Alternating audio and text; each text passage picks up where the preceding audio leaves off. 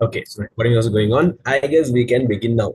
One thing I just want to let you all know is in this session, we'll be mainly focusing on the part two questions and not the part one, again, because of the time limitation. I think I can do the part one as well. Again, due to the time limitation we have, we'll be focusing on the part two questions only. That's the first thing. Second thing is, I will not be doing the questions from the lesson number 5. So if you have any questions related to HTML here, I'll not be doing. The reason is because those who are having the exam this week, they will not be most probably getting that lesson. Only if you're having an exam in September. I think certain schools are having the exam in, I guess, September, as I can remember, they published a notice. So those people sometimes might get those lessons. But anyways, before that exam, I'll make sure I cover those questions separately. Anyways, let's begin today's session from here. Okay. So let's first of all talk about the first part one question. I mean, first few questions, and then let's go on to the lesson wise questions. Anyways, so if you all have done your past papers and all, you all might know the structure, right? So always you keep in mind the structure of your paper is normally the first question is going to be mixed question most of the time. Not, it's not compulsory, but most of the time your first question will be mixed question, and from the second question onwards, it will be either from one lesson or maximum two lessons. It can vary, but most of the time it's like that. So let's go and see what are these mixed questions. Will you first? Okay. The table below shows some of the users of information and communication technology in the health sector. Choose and write the statement from the column 2 that matches the facts in column 1. Simply specifying the letter of the label in front of the number is sufficient. Okay. So basically, indirectly, they're asking us to match the both columns. Now, first of all, let's see how many of you can remember this. Look at that question and tell me this is regarding which lesson question. Which grade, which lesson? Let's see if you can remember. Yeah, you can reply in the chat. Not bad. Some of you all can remember. Exactly. This is a question from your grade 10 first lesson, not second. It's from the first lesson. So in the first lesson, we learned about how we can use ICT in different industries. So here they're talking about how we can use ICT in the health industry. So let's see the answers. Question. So the options they are given here is EEG machine, ECG machine, CAT, monitor from home. Let's forget about the answers given on the right side. Okay. I'm going to ask you in simple terms. Tell me EEG machine. It's used to check what? Tell me one answer. In one word, tell me EEG machine is used to check what part of your body. Is it your brain? Is it your heart? Is it your body, the full body? Or is it, for example, like exactly what normally? In one word, tell me. Exactly. EEG machine is normally used to check your brain's function. If your brain is in the proper state. I think majority of you all have to do the EEG, what do you call a test once you get your marks. Anyways, keeping that thing aside. Yes. Next, if you take ECG machine, this is used to test check what? EG machine malfunction, most probably yes. Exactly. ECG machine is used to check the heart. Okay, anything related to heart, it's going to be there. An ECG machine. In those movies and all, they show that teet teet teet teet teet teet teet teet. You can generate that sheet actually using these ECG machines. Anyway, CAT machine is used for what? To check your again one word. Tell me. It's used to check or scan or what your what.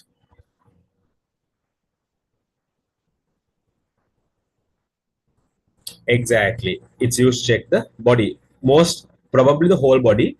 Or sometimes it can be a part of the body as well. But again, the body. Okay. Monitor from home, that's again monitoring. So there is no exact answer, but let's just go through the answers given. The first one they have mentioned takes pictures of internal parts in 3D. So based on that, if you want to check the internal parts of the body, internal body parts, see they have mentioned about body parts. So if it's something regarding body parts, then what's it going to be? Exactly. That's going to be something regarding the cat machine. Okay. Apart from cat machine, there's one more machine we learned in grade 10 that can be used to check your body. What is that?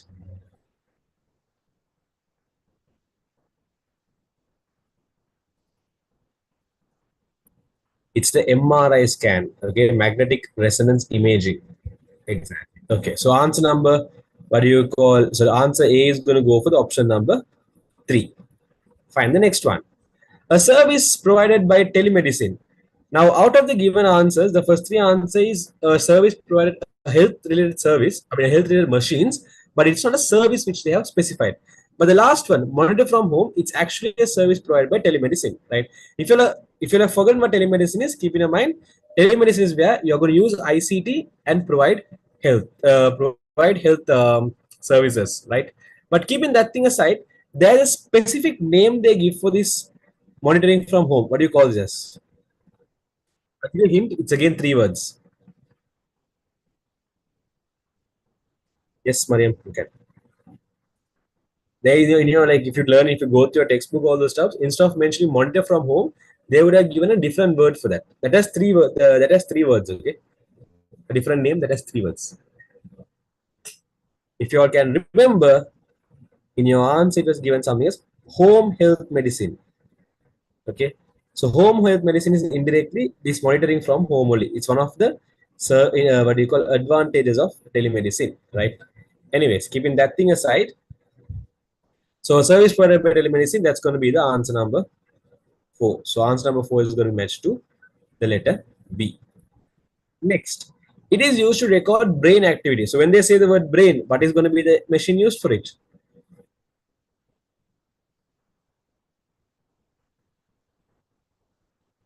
Exactly.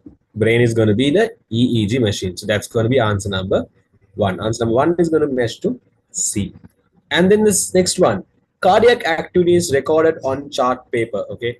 So when they say the word cardiac, always the word cardiac is reflecting the word heart. So if you're learning, obviously all of you are learning science, so if you're doing science, you might know when they use the word cardiac, always they're referring to the word of heart. So recording the heart activity or the heart movements that is being done by your ECG machine. So answer is going to be, if you match them correctly, answer is going to be something like this. 1C, 2 is going to go for D, 1C, 2D, 3A, and 4D. Anyone having any questions here?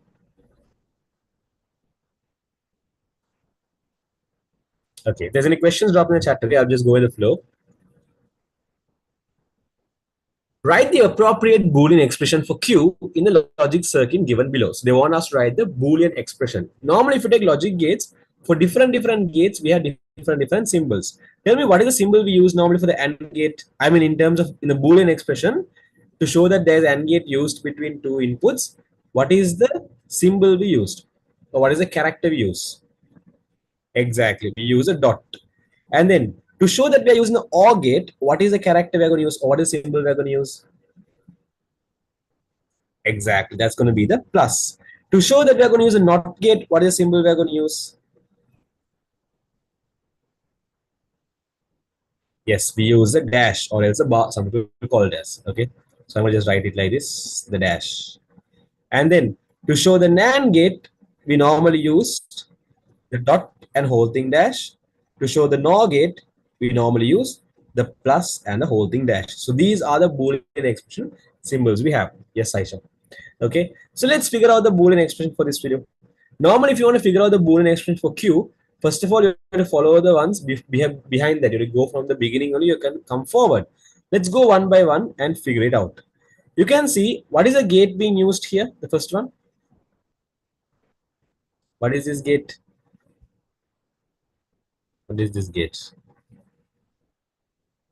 Yes, this is an AND gate that is being used. So if it's an AND gate, then between the inputs, we have to mention the dot.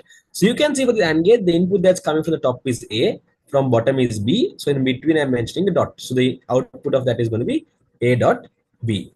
Now, similarly, tell me, what is the gate we have here?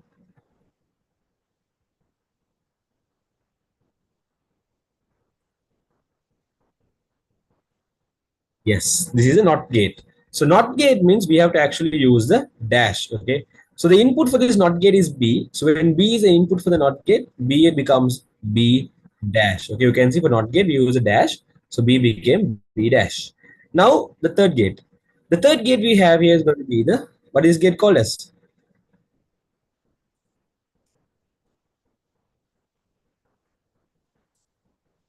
Yes, this is called the OR gate. Okay, this is called the OR gate. So OR gate, we are to use plus in between the inputs. Now look at this symbol and tell me what is the input that's coming from the top.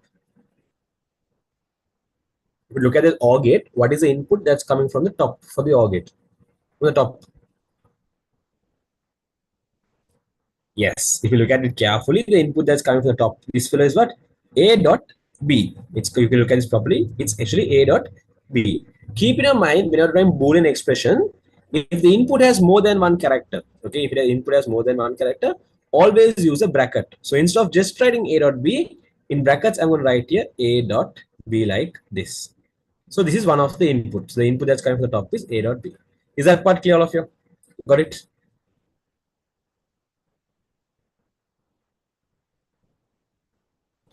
Perfect. Okay. And then if you take this OR gate, the input that's coming from the top bottom, that's called B dash. And then in between the inputs only, you put the symbol. So what is the symbol we use for the OR gate?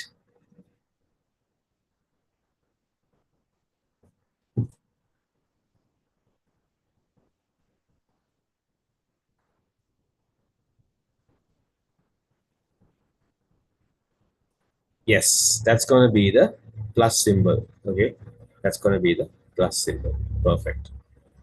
And then if you tell this NOT gate, you can see the input we have for the NOT gate is A dot B plus B dash. Okay. For the NOT gate, if you can see, the input is going to be A dot B plus B dash.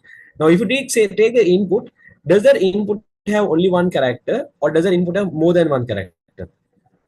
One or more than one?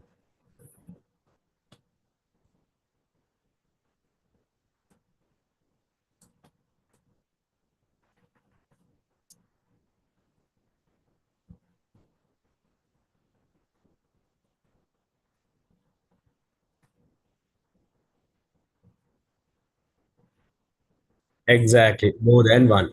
So if there's more than, okay, actually this bracket is not important because it's the final answer, but it's better if you can put the bracket as well. So A dot B plus B dash. I'm going to avoid the brackets, but if you want, you can put the brackets for the whole thing as well. Okay. So what I did is, first of all, I wrote the input. So this was the input that came for the NOT gate, and NOT gate adds a dash. So that's why I put the dash here. So the answer is going to be A dot B plus B dash whole thing dash. Tell me, are you clear on how I found the answer for this? All of you? Yes or no?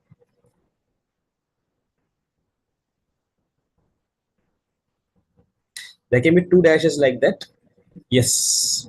This is not equal now dash. No.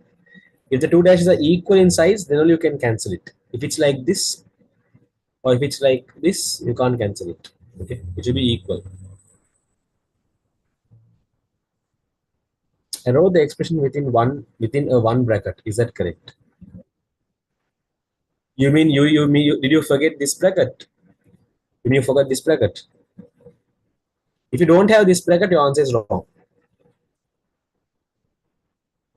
If you don't have the bracket which I have marked there, without that, your answer is wrong. I mean, sometimes your school might give you marks because technically speaking, it will not make a difference because normally when you have OR gate only, or when the bracket is compulsory. Like for example, let's say this instead of dot it was plus here. If you did plus here means compulsory. AND gate it's not going to be a big deal, but better.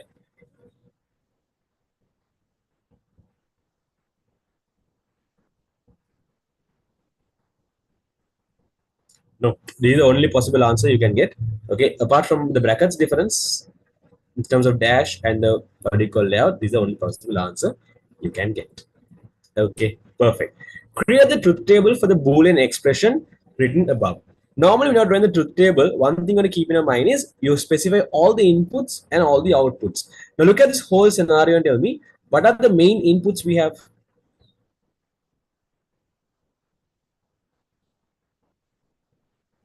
Exactly. The main inputs we have are A and B. A and B. So there should be one column for A and one column for B in your truth table.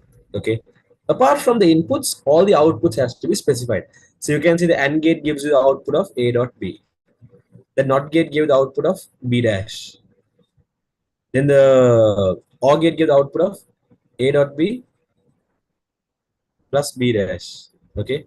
Then we have Q as another output. Don't I have more space? Ayo. Let me read it a bit this side. Okay. So for A, one input, B is a input. Apart from that, for outputs, we have A dot B, then B dash, and then A dot B,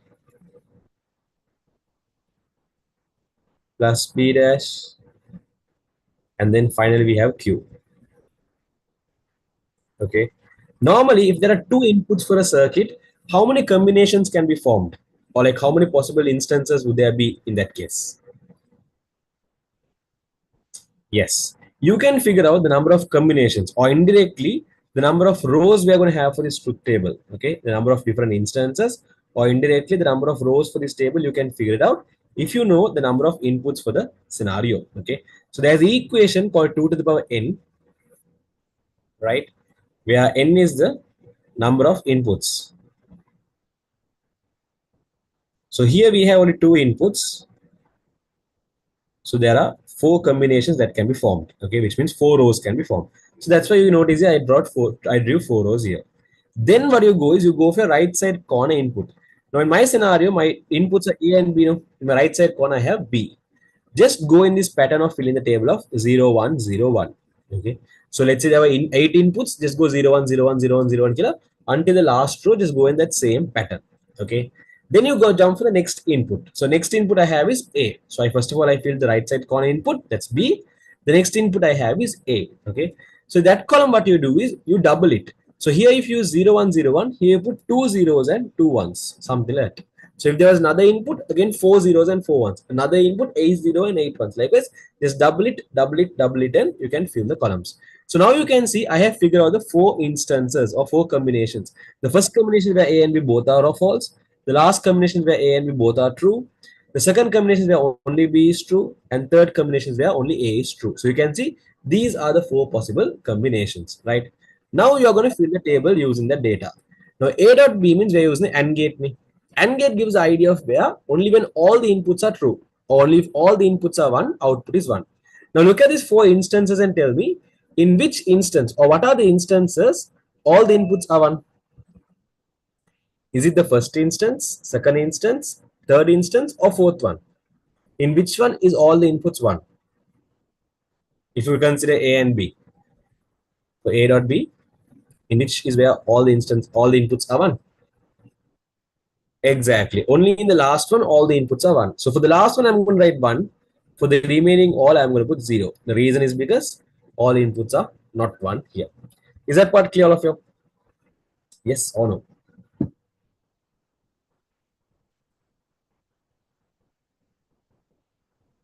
Okay, perfect. The next column we have is B dash. B dash means opposite of B. So you can see in the B column we have 0, 1, 0, 1. So opposite of that is going to be 1, 0, 1, 0. Just I wrote the opposite of B. So here B is 0 means B dash is going to be 1. When B is 1, B dash is going to be 0. Just the opposite. Okay. So that column is also done like that. Next I have A dot B plus B dash. Now A dot B is actually this column, the pink one which I highlighted, and B dash is this column. So they are asking us to compare these two columns. Okay.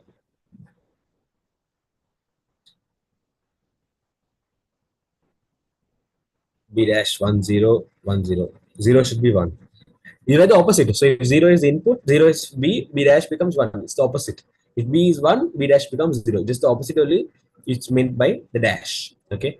So yeah, when we have A dot B whole thing plus B dash, what we're meaning is we're going to compare this A dot B column and the B dash column using the OR gate. How I know it's OR gate is because the plus symbol is being used here. Okay.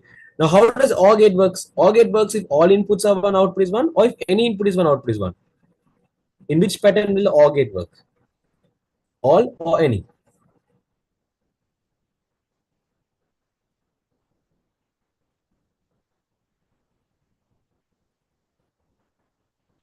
Yes, OR gate works in such that if any of the input is 1, output is going to be 1. If you look at the first instance, 0, A dot B is 0, B dash is 1. So because either one of the input is 1, I'm going to mark here 1. If you look at the second instance, both of them are false. See, A dot B is giving you 0, B dash is giving you 0. So because both are 0, the result is going to give you 0.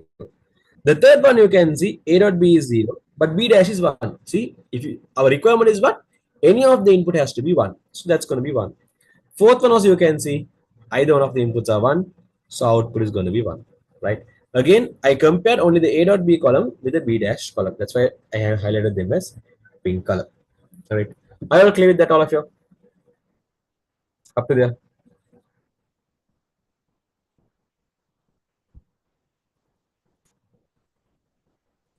Second instance 1. How can second instance be 1? Here the input is 0 and here the input is also 0. So if both the inputs are 0, the result is going to be 0.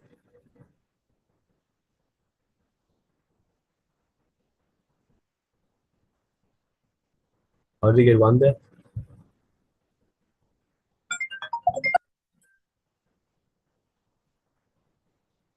Okay, perfect. Then now if you go for the Q column, in the Q column is actually giving you a dot b plus b dash whole thing dash. No, if you look at this is actually the opposite of this thing, because why? Here we have the a dot b plus b dash, and unit, yeah. Okay, so if you look at this, you can see here the only difference between this one and here is a dash. So basically q is going to give you the opposite of this name. So if you have 1 here, the q should be here 0. If you have 0 here, q should be giving you 1. If you have 1 here, q should be 0. And if you have 1 here, q should be giving you 0. Again, the reason is because the q column and this is basically the opposite, because why? We have used not gate here. Okay, so if you drew the truth table, this is something that you would have got. How many of you all actually drew it and got that? Raise your hands in the participants. Let's check related. Yeah.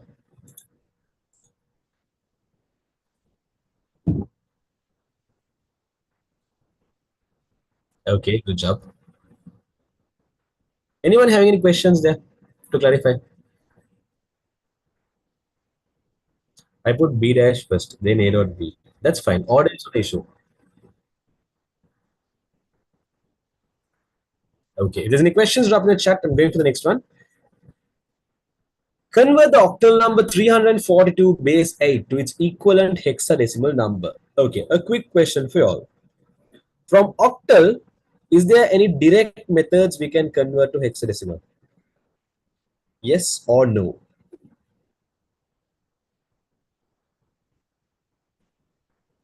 From octal to what do you call hexadecimal? Are there any direct methods? No, there are no direct methods. But there is two indirect methods. Okay, the indirect method you have is either you can convert this number to decimal and then convert that decimal number to hexadecimal. Or what you can do is you can convert this number to binary and convert that binary number to hexadecimal. Out of these two, which one is actually easy, decimal or binary?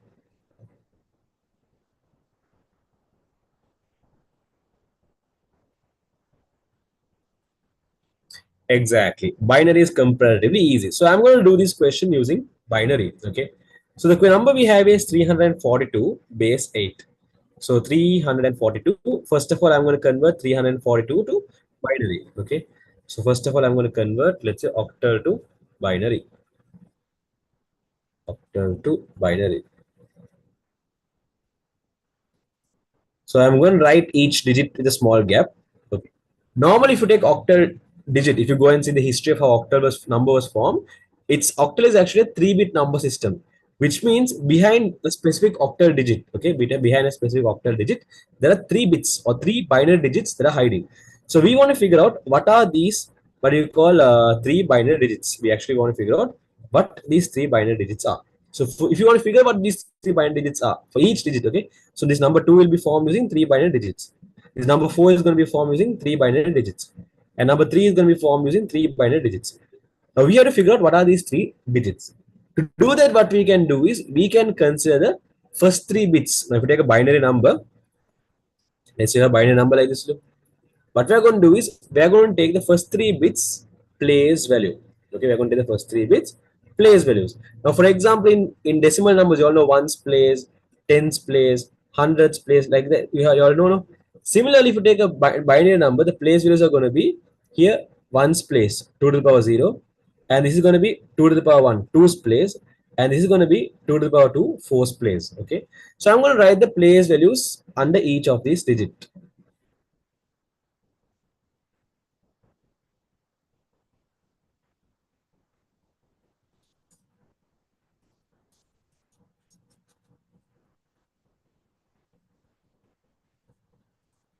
So that's going to be 3, 4, 2. And the place values are going to be 2 to the power 0, 2 to the power 1, 2 to the power 2. 2 to the power 0, 2 to the power 1, and 2 to the power 2. So I'm direct writing the value as 1, 2, 4. And then what you're going to do is you're going to figure out what are the digits we need to form the respective number. To form the number 3, I will need 2 and I will need 1 added together. To form number 4, I will need only number 4. To form the number 2, I will need only number 2. So below the numbers you need, write 1. Below the numbers you don't need, just write 0 like this. So basically, the number that's forming, the binary numbers that's forming 3 is this. 3 bits forming number 4 is this. The 3 bits forming number 2 is actually this. So from that, we have our binary number ready. Our binary number is basically 011, 100, 010. This is the binary equivalent for 342. Up to here, I'll clear all of it. Let me know. Yes or no.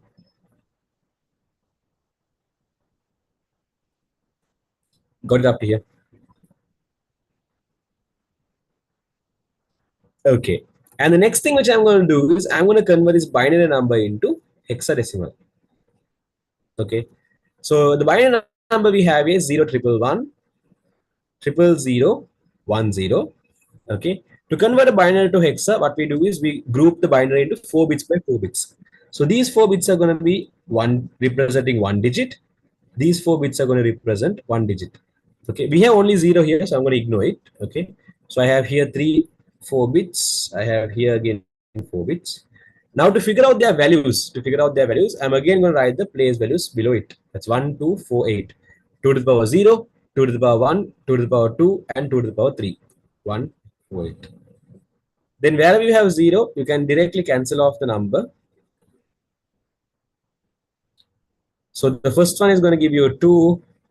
Second one is going to give you 8 plus 2 is 10. 10 plus 4 is 14. In hexadecimal, how do we represent number 14? Using what letter?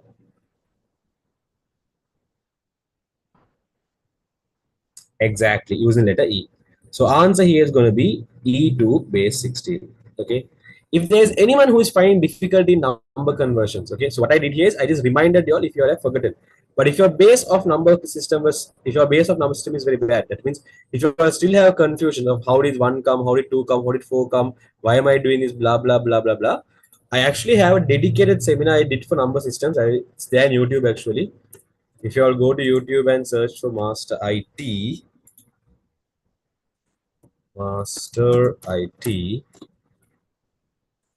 okay. If you go for this channel Master IT, you just go to YouTube and search Master IT. You will be able to see there is a seminar here. Where is it? Just scroll right. Um, you can scroll right to the end. Okay, there's a number conversion seminar here. Or you just go and click on videos here. You can see here there is a number conversion seminar. Okay. So in this, I have all the conversions. That's from decimals, octal, binary, kilo, all the conversion that's there in the syllabus is actually there here. So in detail, one step by step, and I have given notes as well for there. So if you are anyone of you find difficult number conversion, then after this seminar or later on, you can refer this. Okay. Others. So this is the mainly part for. If you had forgotten, if you can remember it now, perfect. But if you don't have the base idea, then it might be completely difficult to understand.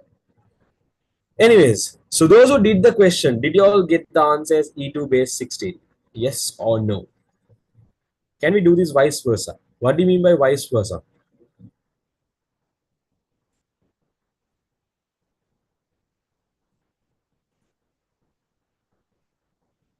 Binary to octal.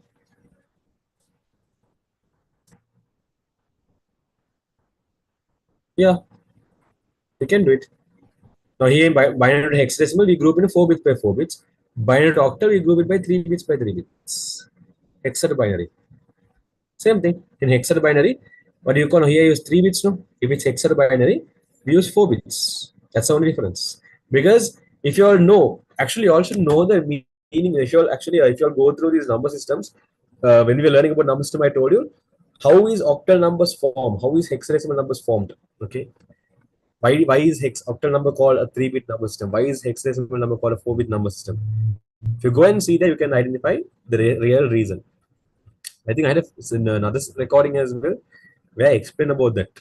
If I have a set, tell you all. But the base idea of the conversions all are there in this seminar. You can just go through it. Okay. Anyone having any questions here regarding this? Any clarifications? If there are any questions, drop in the chat, okay?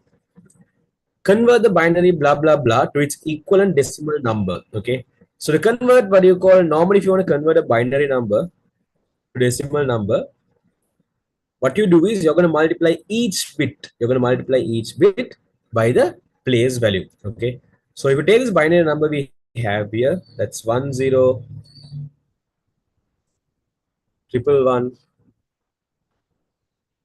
011 01. Wait, no space.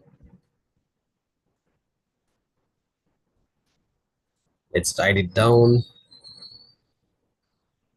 Let me write it smaller here.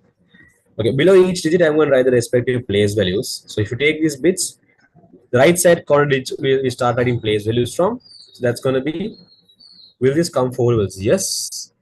Obviously, if you're learning something, it'll come for level. When you all have 15 lessons, sorry, 9 plus 6, yeah, 15 lessons. All 15 lessons will come for levels. Anyways, so if you go through this, the place values, it's going to be 2 to the power 0, 2 to the power 1, 2 to the power 2. That's basically 1, 2, 4, 8, 16, 32, 64, 1 to 8. That's how the place values go. Okay. So what I'm going to do is I'm going to write the place values only for where 1 is there. Okay. So here the place value is going to be 1, here 2, and this is going to be 4, here 8, and next is 16, and this is going to be 32. The reason I not write the 16 is because we have 0 there. Okay. So 32, and then 64, and here it's going to be 128, and next 256, and this is going to be 512. If you are confused from where I got these numbers, these are basically place values, right? So if you take a number, for example, let's say these are binary number, you can find the place value by doing two things. You have to know you have to know the base of that number. So the base of a binary number is 2. And then you should know the position. Yes, the tune part is going. Okay. So normally if you take a number, we start the position with 0. The right side corner we start from, and we start from 0. So the position of this is going to be 2 to the power 0. So the place value of this is going to be 2 to the power 0. The place value of the next digit is going to be 2 to the power 1. The place value of the next digit is going to be 2 to the power 2. And the place value of the next digit is going to be 2 to the power 3. So that's indirectly 1. 2 to the power 1 is 2. 2 to the power 2 is 4. 2 to the power 3 is 8. So likewise, that's how I got these numbers 1, 2, 4, 8, 16, 32, 64, 1 to 8. Okay. These are basically the place values, right? So then what I do is once I have the place values, wherever the number is, wherever the bit is 1, okay, wherever the bit is 1, once I have the place values, I just add them together. So here answer is going to be basically 512 plus 128 plus 64 plus 32 plus 8 plus 4 plus 1, and that's going to be equivalent to 8 plus 4 is 12, 12 plus 1 is 13, 13 plus 2 is 15, 15 plus 3 30 is 45, 45 plus 64 is 109, 109 plus 2 to 8 is 228, 228, 238, 237, 237, 238, 239, 249, 749. Okay. This is going to be your final answer. Anyone having any questions here?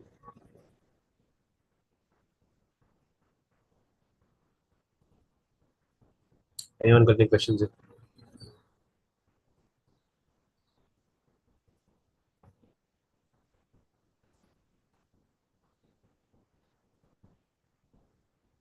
If there's any questions, drop in the chat. I put the 10 under 749 as a base. Is that compulsory? Not compulsory, but if you want, you can put the 10, the base 10. Mention two suitable network topologies to connect four computers in a local area network. Have you omit the second zero? Have you omit the second zero? Yes.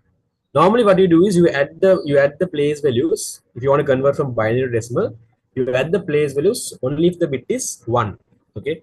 So if you notice, I omitted this fellow and this fellow. I omitted the place. These all the place values of these. I omitted these place values. The reason is because the bit is 0. So you can see I added only the place values where it's 1, not where it is 0. Got it, John?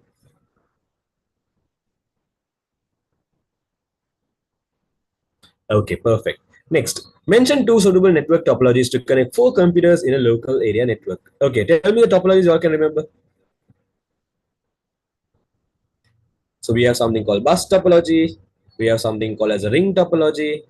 We have something called as a tree topology. We have something called as a star topologies. Okay, star, ring, bus, and then we have something called as mesh topologies. So these are the topologies you all have in your syllabus. But apart from that, there are more other syllabus exist in the world. Okay, but even though you all have this much, the world there is more than this. Okay, tell me, what does this topology normally define? What do you mean by the word topology? Hmm? Nope, nope, nope. Yeah, here correct.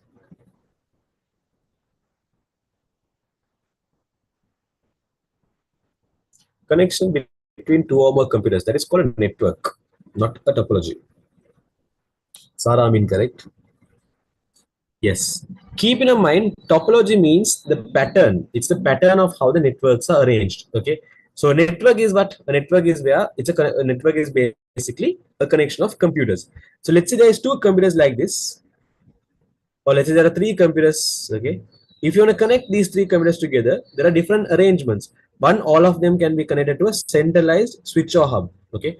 So if all of these three computers are connected to a centralized switch or hub, normally this is called the star topology, or else all the computers can be connected with each other. What I mean by that is this is connected to this as well as this. The second computer is connected to the top one as well as the next one. So likewise, you can see all the computers are connected with each other. With each and every computer, they are connected. Okay. So such is called the mesh topology. So likewise, based on how they are arranged, okay, based on how they are arranged, how the computers are connected. Okay. So how the computers are connected only, we decide, we call them as a network topology. So indirectly keep in mind, network topology means the way computers are arranged in a computer network. Okay. Or it's the pattern of how computers are arranged in a computer network. Is that clear all of you? Okay, the next one they're saying draw a simple diagram for one of the above network topologies for four computers. So I'm going to draw here the, let's say, okay, what topology you all want me to draw? Let's see.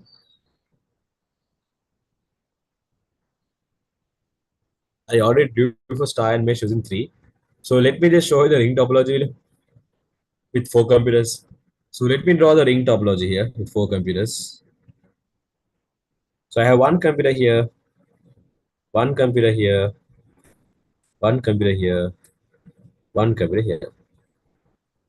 So ring topology is where each of them are connected with one another. Okay.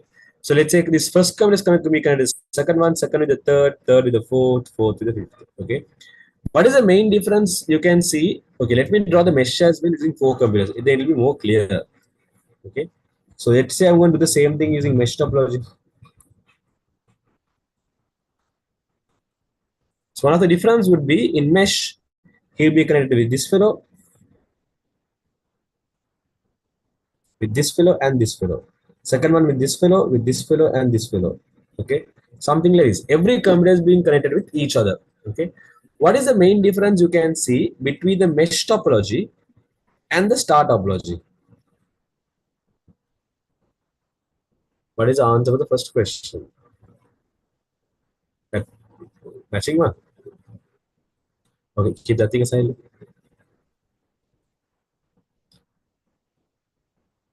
You can mention any of these two. Here I mentioned bus, ring, tree, star, mesh. You can mention any of the two. Star is connected to the hub, but there is no need for hub for a mesh topology.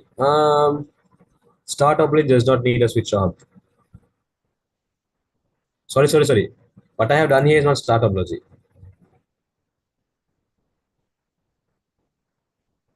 I have done a ring topology. What I was referring is to ring topology because I told you I'm drawing the ring topology. No, my question is different. My question is basically what's the difference between ring topology and mesh topology? Sorry, I asked the question wrong. What is the difference between a ring topology and the mesh topology?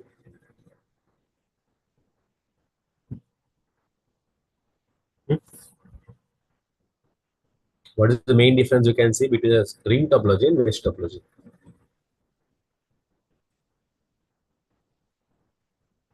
in terms of things you can see. One thing you can mainly see between these two is in a ring topology, always one computer. Okay, keep in mind in a ring topology, always one computer is connected to a maximum of.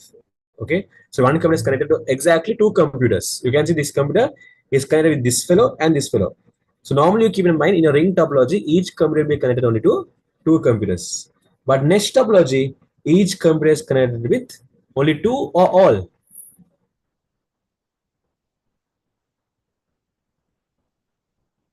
Exactly. It is not connected with two only. It is connected with all the computers. You can see it's connected with all the computers. So keep in mind here it's connected with a computer is connected with all the computers.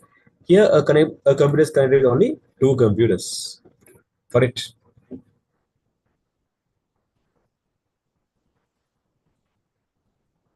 So yeah, you can draw any of the topologies. I drew here star, mesh, and all those stuffs. Which topology is the most convenient? Normally in companies they use bus and tree. I mean, okay. Normally, if you take tree topology, it's a composition of two topologies. Can I remember what and what? If you take tree topology, it is by formed by combining two topologies. What is it? Exactly, bus plus star. So normally they use bus tree topology. That's a combination of bus plus star. It's easy. There is no server or a switch. Server is completely different. Switch is completely different. Topology is something else. Topology is the way it's arranged. Server is a type of computer. Switch is something that connects two computers. So whether you're using ring topology or whether you're using tree topology or whether you're using bus topology, sometimes what do you call? You can use a switch. How to do a bus topology? Bus topology is very easy. It's something like this. There is a main cable. For the main cable, all the computers are connected.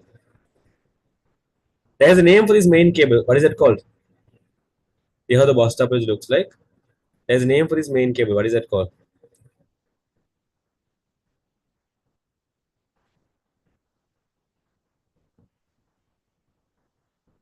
It's called the backbone cable. Okay, keep in mind it's called the backbone cable. Okay, so you can draw any of these topologies. Again, what happens in trees is a combination of bus and star. Imagine instead of having one computer here in the bus topology, instead of having one computer here, think that you have the switch there. So something like that. That's how the tree topology is. I can draw it if you want. This is how the tree is going to be. So my circle is representing a switch or hub. So this is how a tree topology would look like. Anyways, in star topology, a switch is needed, right? But in the question, they have only given us four computers now. So can we take star topology?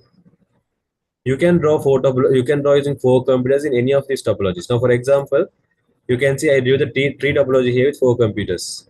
I drew the star topology here with four computers. I drew the mesh topology here with four computers. I drew the ring topology with four computers. Bus. So any of these four computers you can draw using any of this topology you can draw using four computers. Here I given the example. Okay, perfect. Is that clear of you? All good?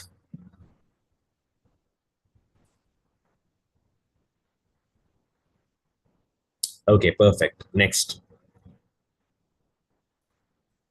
The question number 5. The table shows some of the characteristics of manual-based systems. Separate them using labels as manual system and computer-based information system. Data can be processed more efficiently. More efficiency is you can do many things within less amount of time. This is normally a property of the computer-based system. Okay. The next one. There is more room for error. Normally, if you compare computer-based system and manual system, what you call a manual system only has more errors comparatively. Next, data storage requires a lot of space. If they are referring to physical space mainly, in terms of space, if they're talking about physical space, the amount of area needed to store subs, normally a manual system will need more space. But if you take a computer-based system in a small memory card, you can store like millions of files. But if you're going to store those millions of files in, let's say, a manual storage, it might require your entire room. Okay. So comparatively, manual requires more space. A large amount of data can be stored in a small physical space. Small physical space, that's going to be computer-based system. So here answer is going to be A and D are computer-based system, B and C are manual system. Is that clear all of you? What does manual system mean? If you're going to do all of your transactions, or if you're going to do all of your, let's say, um, yeah, all of your transactions, all of your movements, everything, if you're going to complete in a menu pattern, for example, let's say I'm going to mark your attendance, instead of marking your attendance in the system, if I'm going to take a paper and mark, that's like manual attendance. Well, if you're, for example, let's say you're going to register for your school, you're registering for your school, you're going to fill a registration form, no? So that's a manual system. But if you're going, let's say you have a website, and in the website you're going to type your details, that's going to be automated system, I mean a computer-based system. So manual system always depends on manual labor and manual task. Okay, perfect. The next one. So it's like doing work without the computer. Exactly. Consider following clauses regarding internet service and mark them true or false using relevant labels. When sending an email letter, both the sender and the recipient must have an email address. Recipient means the receiver, so sender and receiver both has to have an email address. Yes, that's a true statement. Next, ICMP is a protocol used on the internet to indicate error message. Is that statement true or false? The Internet Control Message Protocol, ICMP. ICMP stands for Internet Control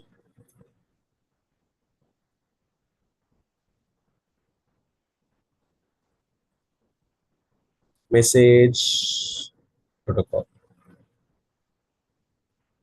That's going to be true. Okay, it's in charge of handling errors in the internet. For example, when accessing website, you'll get this 404 error, 404 error, 400, 500 errors, right? All those codes are normally given by this person. To find a website through a search engine, it is more imperative to know its URL. Is that statement true or false?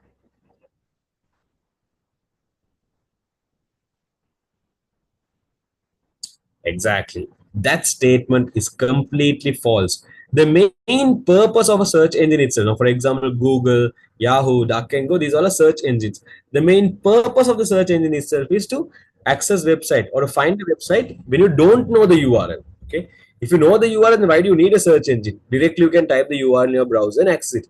So only when you don't know the URL, if you want to access a website, you need a search engine.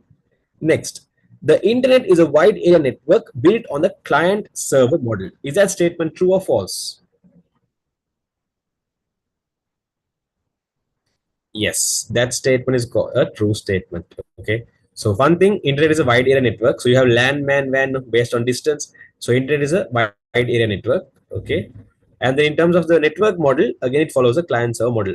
So there's something called network client server model. There's something called monolithical model, blah, blah, blah. Killer. Anyways, your syllabus, you have only client server model. Okay. It's all a third lesson, grade 11, third lesson. So in a client server model, client is a computer that's going to request for data, and server is a computer that's going to what for data.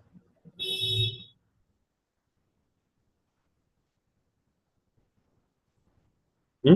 Client makes a request and server sends you the exactly server sends you the response. Okay. So in a network, when network is where computers are connected together. No?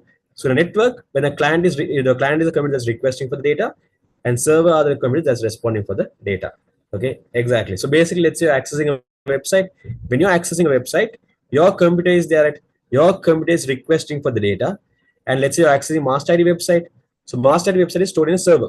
So when you're accessing the website, you're the client, and my server where my website is stored is there at, or the place where my website is stored is there at. That's going to be called the server computer. So you will make the request, and it will give you the response. Okay, so answer there is going to be true, true, false, and true. Any questions there?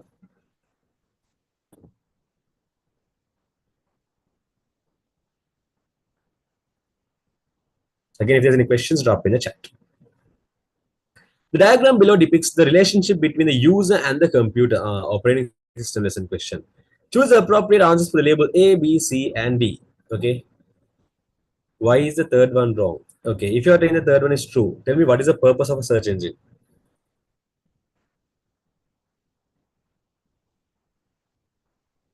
If you are saying the third one is true, then tell me what is the purpose of the search engine? Why do you need a search engine?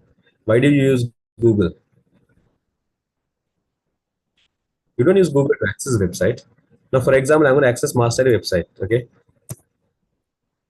I'm going to go to my browser and I'm going to type in the address bar. This is called the address bar. In the address bar, I'm going to type here masterit.lk.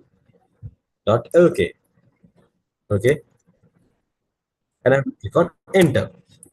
Now, in this scenario, okay, to access the website, did I use Google?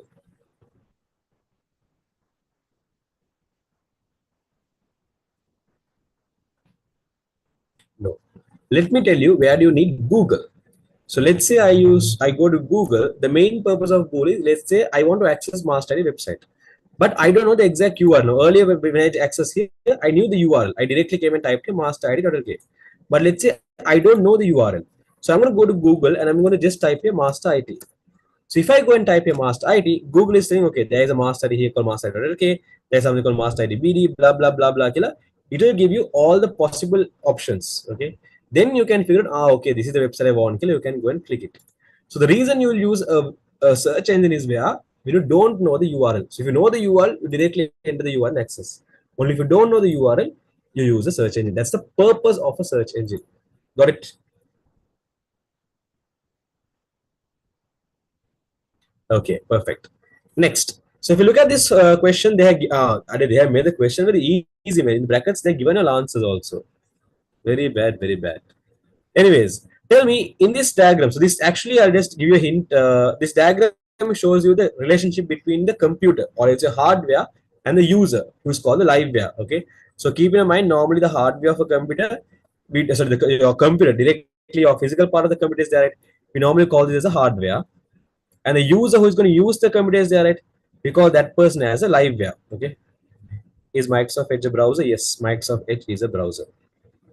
Okay. So this diagram indirectly, what do you call, shows a relationship between a hardware and the liveware. But yeah, let's keep this aside. Look, RYS. Now tell me, out of A, B, C, and D, which one is actually the application software? Again, the hint. This is the relationship between the user and the computer from the operating system lesson. So based on that, tell me, what do you think B is going to be?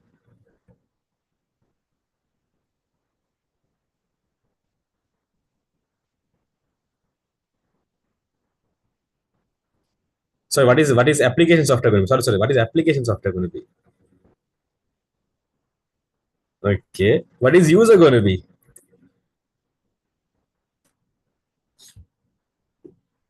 Where is user going to be? In which letter is user going to be? Mhm.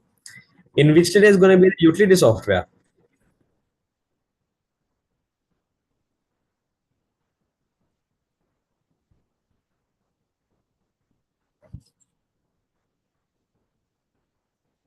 In which letter is going to be the language translator?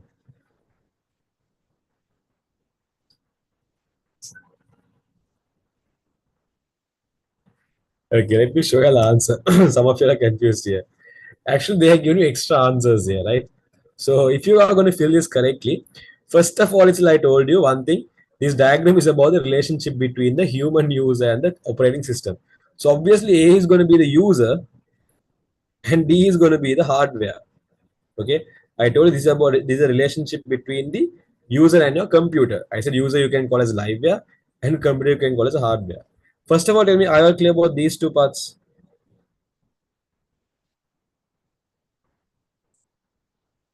Okay. Normally, if the user wants to interact with the hardware, okay, if the user wants to interact, you can see here the user is going to interact with your hardware. For the user to interact with your hardware, you need something. What do you need? What's hardware? Hardware are all the physical components of a computer. Anything that's tangible. For example, your speaker, microphone, camera, screen, anything in the computer that you can touch, see, and feel, we call them as hardware. Exactly. If the user wants to interact with the computer, that is where you need an operating system. So if you all can remember the operating system lesson, you all should know there are two main purpose of the operating system. One is it provides you an interface that is to interact with the computer, and then other one is it manages all your computer peripherals. What I mean by computer peripherals are input device, output device, and storage device. Okay, these are the main two purpose of operating system. One is to what you call provide you an interface, that's UI, that is like what you call command line interface and graphical user interface, and so that's used to interact with the computer. Apart from helping you to interact with the computer, the next main purpose is managing your hardware or indirectly managing your computer peripherals. But let's keep that thing aside. Look, that's the fifth lesson. So if you look at this diagram, it depicts the relationship between the user and hardware. User can directly, but you can user can what you call communicate with the hardware, or user can what you call interact with the hardware directly using the operating system. Or there's an indirect way that is using an application software. Okay, so basically B is going to be application software. Other answers all are basically extra. Application software and operating system. Is that clear, all of you?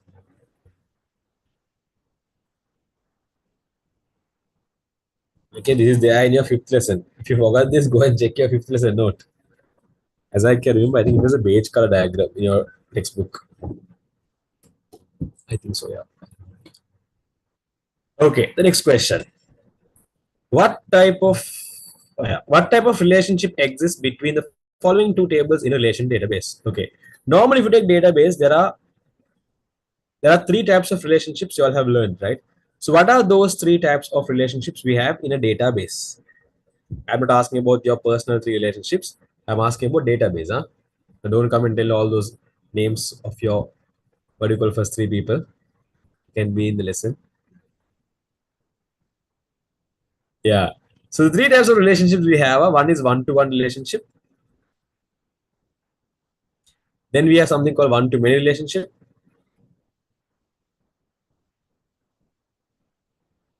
Another one we have is many-to-many relationship. Indirectly, what you mean by this is how many records can be connected from one table to another. Okay, if two tables have one-to-one relationship, that means one record of this table can be connected to only one record of another table. So if one record can be connected to another record, that's one-to-one. If one record of a table can be connected to many records, then it's one-to-many. And if here also many records are going to be connected to many records here, that's going to be many-to-many. But let me show you an easy hack on how you can figure it out easily. First of all, you just write the two tables name. Okay. So I have a student underscore subject table.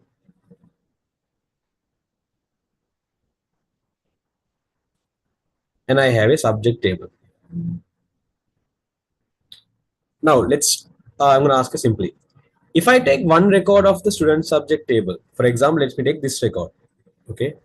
This record can be connected to how many records in the subject table? Only to one record or to many records? If I take this record in the subject table, sorry, the student underscore subject table, this can be connected to how many records in the subject table? One or many?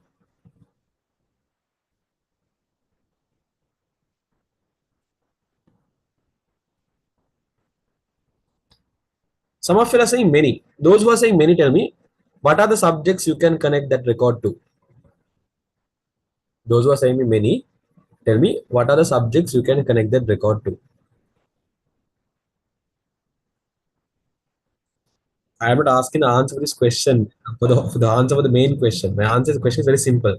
If I take this record which I highlighted in yellow color, I can connect this to how many records in the subject table? One or many? Those who are saying many, tell me what are the subjects? What are the subjects? Okay, those who are saying me one, tell me what are the subjects you can connect that for?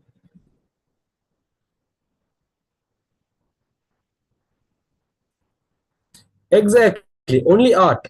Apart from connecting this record for the art subject, you can see here the only connection you have is what you call now. Here you have two fields. One field is student ID, STID. Another field is subject ID. If you go to the subject table, we have subject ID, but we don't have anything called student ID. And the only connection between them is you can connect it to one subject called art. Apart from connecting the student subject to art, can you connect this to any other subject? My answer is not complete. Don't think that I'm done with my answer here itself. Wait, have some poruma. But answer my question.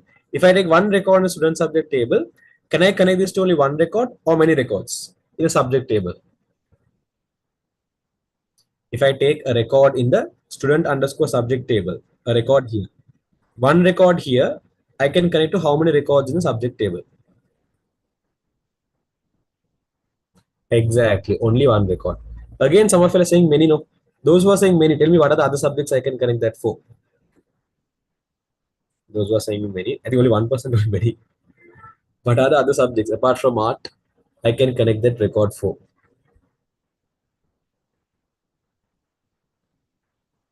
nothing. Only one subject.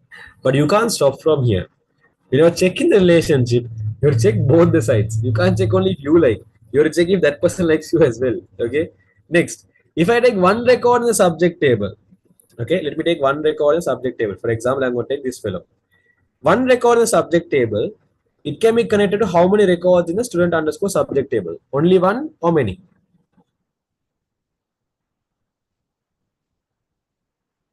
One record in the subject table, it can be connected to only one record or many records? Exactly. It can be connected to many records. You can see, I can connect this art subject for the student number 1112.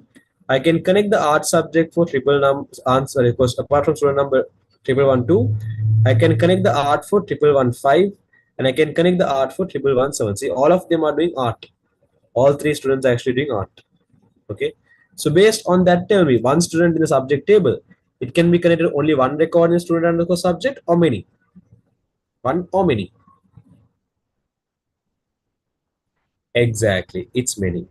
Now, once you figure out this, okay, once you figure out both the sides, okay, we have to figure out from here as well, from here as well. You have to figure out one from here and one from here, okay. After you figure out both the sides, once you're done with both the sides, then only you can make the conclusion, okay. Always how the conclusion works is if one and one is there, write one here. If one and m is there, write m here. Only you write one, it's like the AND gate. Imagine how the AND gate works, okay. Only one and one is there, write one. Nothing, write it like m, okay. And then you write the relationship. It's a one to many relationship, okay.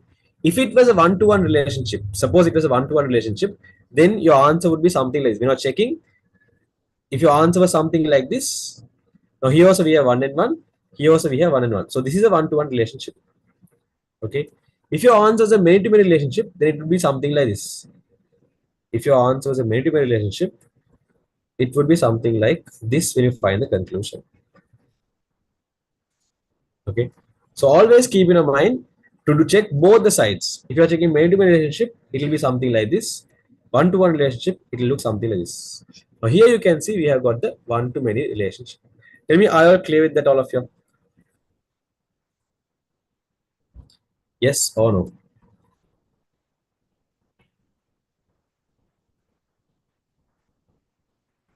Why, Aisha? Why?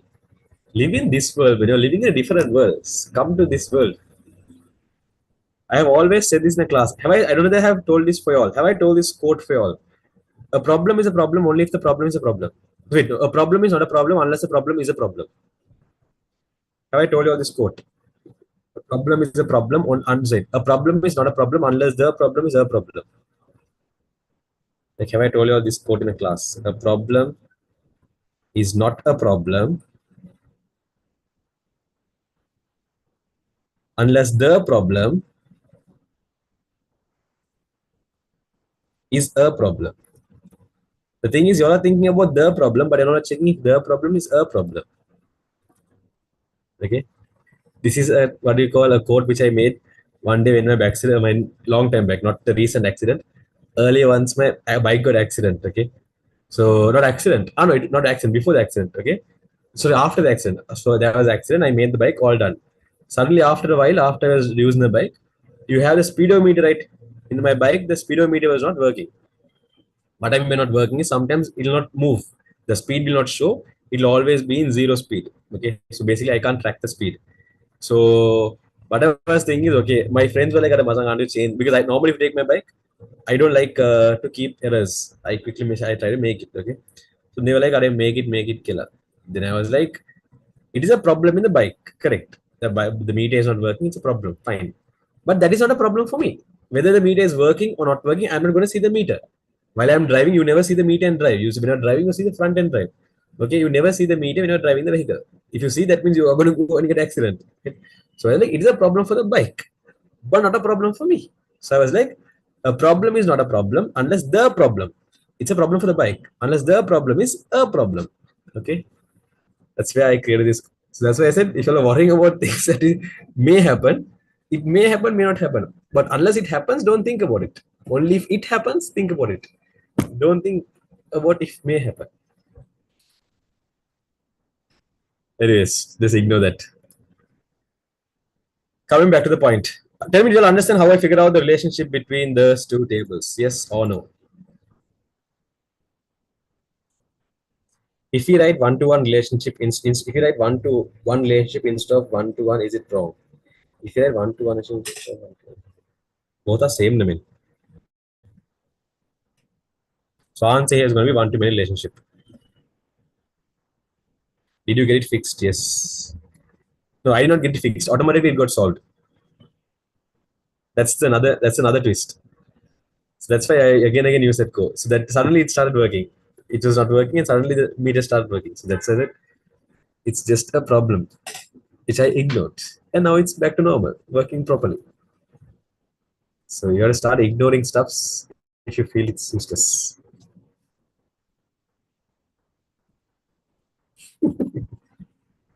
Anyways, next one.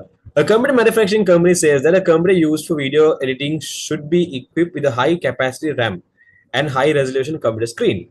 Mention two possible reasons for this. Why do you think for video editing we need a large amount of RAM and large amount of what do you call a very good quality display is a question. Mention two possible reasons. What are your answers? Let's see.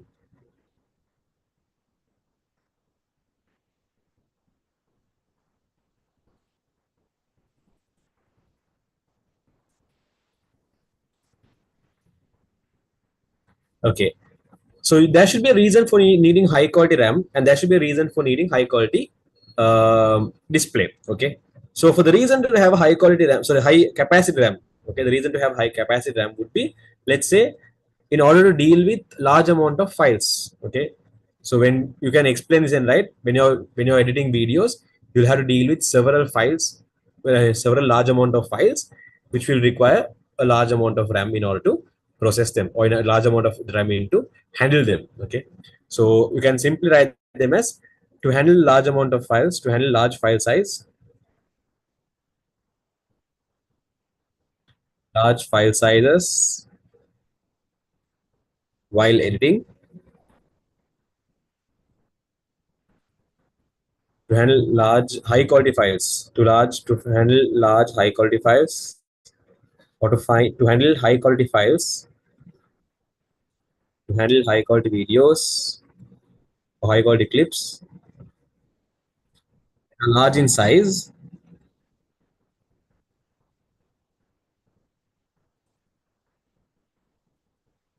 a high capacity RAM is required. RAM,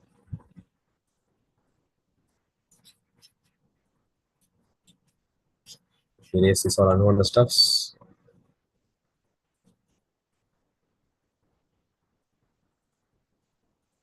is required. So this is the answer saying why do you need a high capacity RAM? Okay. Next, the second answer you're going to give should be the reason for why you need a high resolution computer screen. Okay. What do you call in order to view? So you will need a high quality computer screen in order to view the video, or you need it to what do you call look at the video in a better quality, or in a better what do you call perspective, right? Actually, not perspective, in a better quality. So to view the video in a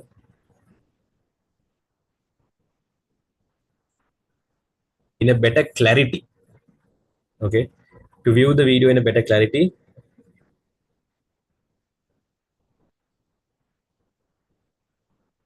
to view the video in a better clarity, a high resolution screen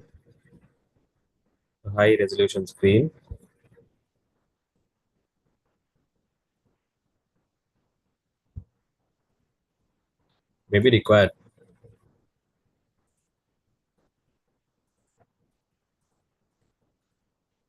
Okay, so you are talk if you are going to talk about what you call the RAM, the reason you are to mention is about the storage space. Okay, to delete large file clips, storage in large file clips only, you will need the RAM. If you talk about the what do you call screen, it's regarding the better clarity. Okay, tell me a quick question I will ask all. If I use let's say a low quality or a low resolution computer screen, okay, what will happen if I use a low resolution screen? If I use a less resolution or low resolution screen, what will happen?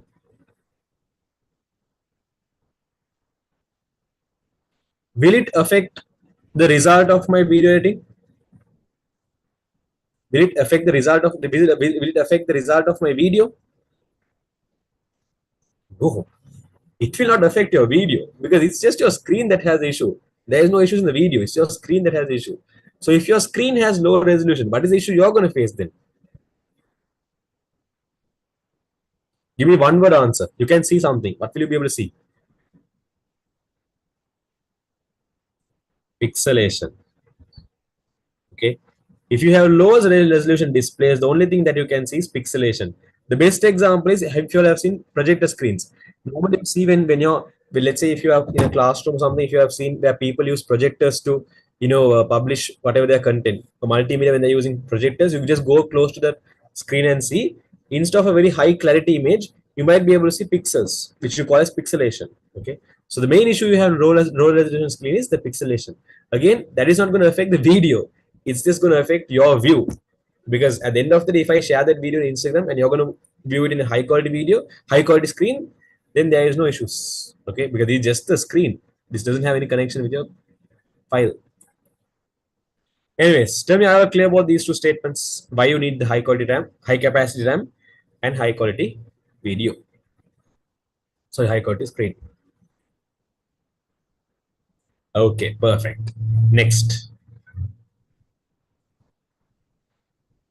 Write first four numbers of the output of the following program. So they have given you a Pascal program here, and the name of the program is called print underscore number, and the variables used are x and y, which are integers. And let's see. So there is a variable called x it seems. There's a variable called y it seems, and let's go through the program step by step. Okay. If you go to the program, the first instruction we have is y equals 0. So under the column y, I'm going to write here the value as 0. Okay, but I'm doing here something called dry run, and then here they have mentioned for x equals 1 to 22. So basically they're using a for loop here. How the for loop work is, in a for loop you can define a value for a variable, right? You can define a value for a variable and you can automatically increment it. What I mean by automatically increment it is after every round is completed, automatically the value gets increased. Okay, so here what will happen is when this is running for the first time, x will be 1. When it's running for the second time, x will be 2. When it's running for the third time, x will be 3. Likewise, the value of x will increase little by little until x becomes 20. Okay, so when x is 1, 2, 3, 4, 5, 6, it'll again and again and again repeat. That's how the for loop works. So if you look at this diagram given, so the program given here, they're saying for x equals 1 to 22. So in the initial phase, x is going to be 1. So I write here 1. Then we have a x is equal to x plus 4. X is equal to x plus 4. So x plus 4 meaning x is 1 means x plus 4 is going to give you how much? If initially the value of x is 1, then after I execute this statement x plus 4, so what's going to be 1? The new value of x. Yes, the new value of x is going to be 5, because what they mean by this statement is the new value of x is going to be equivalent to the current value of x plus 4. So currently x is 1, 1 plus 4 is going to give you 5. That's how I found the answer as 5. Okay, so I'm done with that. Then next, y is equal to x plus y. Now based on that, tell me what will be the new value of y? Exactly. You can see x plus y means x is 5 now, y is 0 now. So 5 plus 0 is going to give you 5. So I'm done with this as well. Now I have write ln y. So write ln is normally used to display a statement in what do you call Pascal.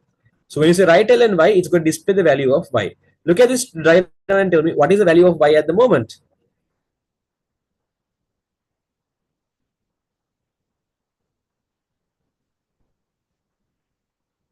Exactly. That's going to display the value of y as 5. Okay, you can see the value of y is 5 now, so 5 is going to get displayed. Now we go for the next round. In the next round, x is going to automatically increment to now 2. Okay, how y is 5? Because we said y equals x plus 5. Dry run is not something, this is a table. Dry run does not mean, so when I say output y, I'm not outputting this value. I'm outputting the value of y. I'm not, dry run does not work in a system of rows and columns. You fill the dry run based on the going the program reading one by one. So you noticed here I fill the 5 here by writing this. So when I say write L and y, I'm checking the latest value of y. So latest value of y is 5. That's why I displayed 5 here. Got it? Now you go for the next execution. So I said the for loop automatically increases x one by one. No? So now the second execution, x is going to be incremented by 1. So now the value of x is going to be 2. Automatically the value of x is going to be now 2. Okay. So now when x is 2, when you run this statement, x equals x plus 4, tell me what will be the new value of x?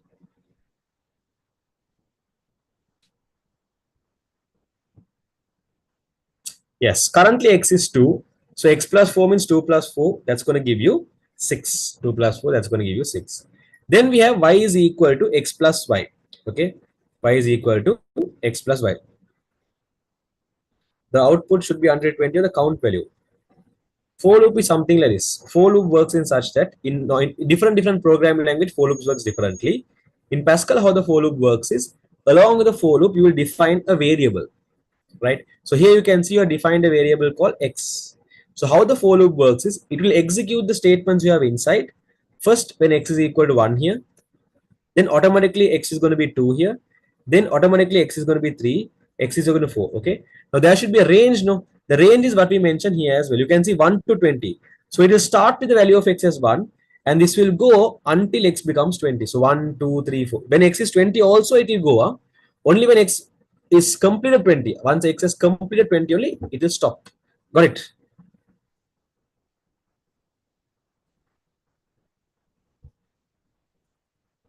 Okay. Next, so I got here the value of x here as 6. Then next we have y is equal to x plus y. Okay, y is equal to x plus y. So based on that, tell me what will be the latest value of y?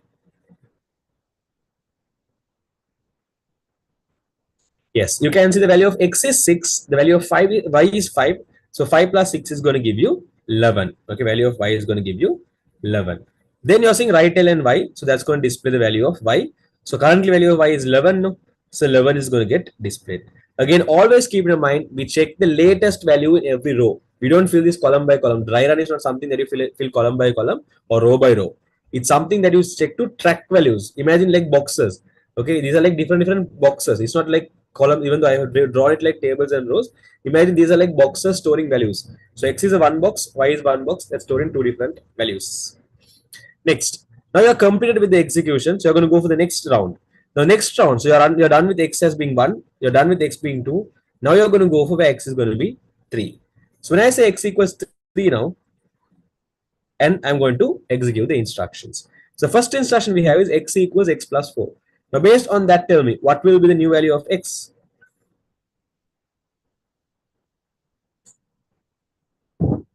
Yes, x plus 4 means now x is 3 no. So 3 plus 4 is going to give you 7. Okay, 3 plus 4 is going to give you 7. Right? So then we have the next statement, y is equal to x plus y.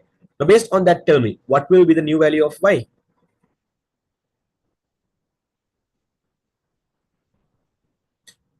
Yes. So x is 7, y is 11. X plus y means 7 plus 11. That's going to give you 18. Okay. So y is going to be now 18. Then we have right L and y. So 18 is going to get displayed. Right. 18 is going to get displayed. Up to there, tell me, did you all understand how the program works? Why, when you add x plus 4, why don't you use the answer for the second round? Why don't you use the answer for the second round? Eh? What do you mean by that? That is because I'm using for loop. I said for loop, it will redefine every time here. This x equals 1 to 20. That's being this is not a while loop. In while loop, your logic works. In while loop, it will take the values within the variable. In for loop, the values will be redefined every time the loop runs. That's why you have this x equals 1 to 22. So it will tell when x is equal to 1 to 20, do this scalar. Okay, got it? Next, then we have here y is equal to y, the value of y is 2 in the second row. Eh? 2. Where you see 2? Okay, fine. So we found here 18. Now we're going to for the next round. In the next round, no, earlier we saw y for 1, y for 2, y for x for 1, x for 2, x for 3. Now we're going to say x as 4. Okay. So when x equals 4, okay, when x equals 4, we're going to execute the loop. So you say x equals x plus 4. What's going to be the value of new value of x? The new value of x is going to be 8. Okay, 4 plus 4 is going to give you 8. Then y is equal to x plus y. So based on that, what will be the new value of y? X plus y. So x is 8, y is 18. 8 plus 8 is going to give you 26. Okay. Then we have right tail and y. It's going to display the value of y. That's going to be, it's going to display the value of 26. Again, keep in mind this table, the rows I have drawn here are not respective. What I mean by not respective means when I say here right tail and y, I'm not meaning what you call this 26 does not mean I'm displaying the value of y. I mean, I'm not displaying the value of 18 basically. Okay, just because I wrote in this row. Imagine these as like three boxes to store values. I'm just storing values here. Okay, you notice what I'm doing here is basically I am using these column names just to store values. Okay, that's what you call as a dry run. Okay, next. So I'm now done with that as well. I'm done with what you call uh, uh, displaying y as well as 26. So we found x as 8, sorry 4, and then we became 8. 8 plus 8 is 26. Yeah, done. Now you go for the next round. In next round, x is going to be equivalent to 5. So actually, they're not asking you to go up to 20. They actually want you only for the test first 10 outputs. So if you do the dry run properly, it will look something like this. There's no space here. I'll just use a spreadsheet for this video. Can we take this much time for big question one? Do you think you require lots of time for this? This will take a maximum of 2 minutes if you do it properly because I'm explaining only it takes so much time. This will take maximum 2 minutes if you're doing it properly. Okay. 1 to 22, just begin x equals x plus 4, y equals x plus y, write L and y. Okay. So for example, that's going to be something like this.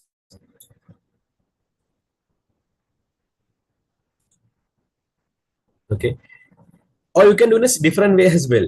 What you're going to different ways, consider x as 1 and execute this statement. Consider x as 2, execute this statement. Consider x as 3, execute this statement. That's the fastest way you can do it. So let me show you the fastest way you can do it. You want the first 20 outputs, no? Obviously, you can see there's only one output in this program. Okay, you can just see there's only one output. There's only one output in every loop. In every loop, there's only one output. So what you can do is because they ask me the first 10 outputs, but you can just make sure that you run this loop just 10 times. Okay, the first time you run, x is going to be 1. Second time you run, x is going to be 2. X is going to be 3. X is going to be 4, 5, 6, 7, 8, 9, 10. You're going to consider x as these values in the order and run the loop. Now, if you consider x as 1, why is it loading? Let's say you consider x as 1 and run the loop. So x equals x plus 1, 1 plus 4 is 5. Display y, that's going to be 5 plus 0, 5.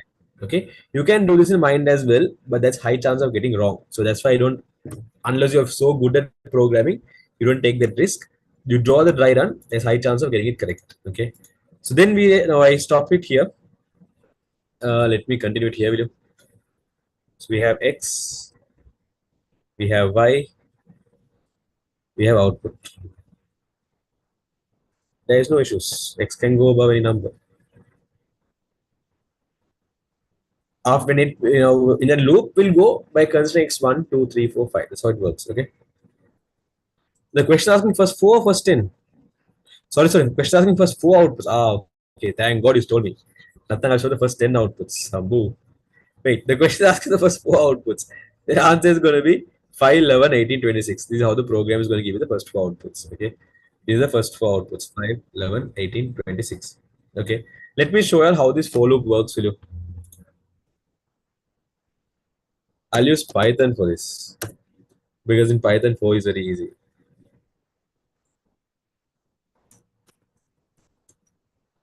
But in Python, for loop does not auto increment directly. No, I'll use Pascal itself so that y'all don't get confused. Let me show you how the for loop works. Huh?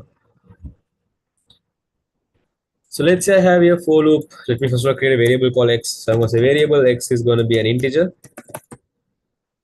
And if I say for x equals 1 to 5 do, for x is equal to 1 to 5 do,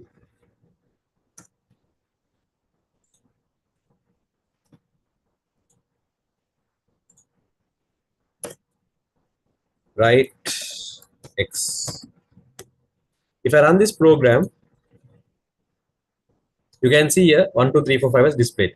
Let me use write ln so it goes for new line. Okay. This is how the for loop works. First of all, it will execute the instruction you have inside by considering x as 1. Second time, it will execute the same instruction by considering x as 2. The next time, it will execute the same instruction by considering x as 3. The next time, it's going to consider the same instruction by considering x as 4. Likewise, it will again and again repeat by changing the value of x in every instance. Okay. So instead of write ln x, if I mention write ln x times 5, okay, now you can see it gave me 5, 10, 15, 20, 25. Because first time it took 1 time 5. Second time the loop executed 2 times 5, then 3 times 5, 4 times 5, and then 5 times 5. That is how the for loop works. Tell me, did you understand first of all how the for loop works? So the specialty of this for loop is the values of x can automatically change from here. Okay, the values of x can automatically change. So what happens here is when the program was running, okay, initially when the program started, they initially told us that the value of y is 0. From here, they told y is 0. No? First, you're saying when you're going for the for loop, you're going to run one loop when x is 1. Okay. So when you run the for loop when x is 1, that's going to give you x equals x plus 4. So x plus 4, sorry, x equals x plus 4 means that's going to be 4 plus 1. That's going to give you 5. Then y equals x plus y. That's going to give you 5 plus 0. That's 5. Right L and y, 5 is going to get displayed. So in the first round, this is how the program functions. Got it?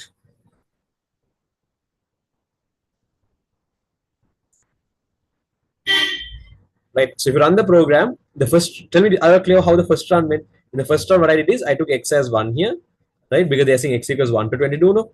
Then I executed these instructions by considering x as 1. So x plus 4, that's going to give you 5 here. Y equals x plus y is 0, x is 5, 5 plus 0 is 5. Right L and y, 5 is going to get displayed. Tell me, are you clear with this part first of all? The first round. So this is round number 1. The for loops, round 1.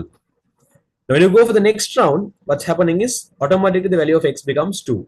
So when you say x equals x plus 4, x plus 4 means 4 plus 2, that is 6. Y equals x plus y is 6. Say x is 6, y is 5 now. So x plus y means 6 plus 5, that's going to give you 11. Right L and y, the value of y is 11, 11 gets displayed. Right.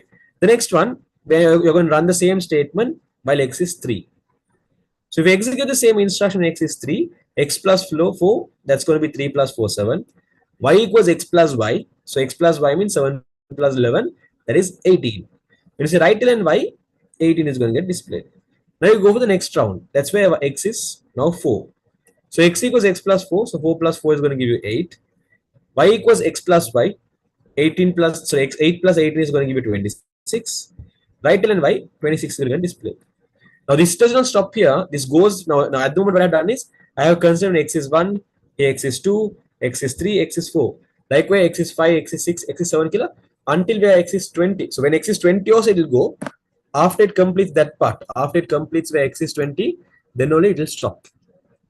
Tell me, you can understand now how this program functions, how the for loop functions, all of that.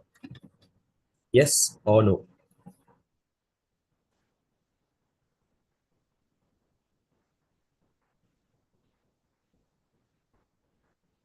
Okay. So always keep in mind, for loop has a special feature. The value of the variable defined, the value of the variable declared, that value can be automatically incremented. Increment means increase. Okay. The value can auto increment. Auto increment means auto increase. So every time the loop runs, automatically it will increase. The start value and end value is mentioned in this range. See, 1 to 20 means it will start from 1 and it will increase until it reaches 20. Correct? If the right element was below the first end, if the right element was below the first end, that means you're talking about somewhere here. Only the final value of y will be displayed. Yes, if it was here, only the final value of y will be displayed.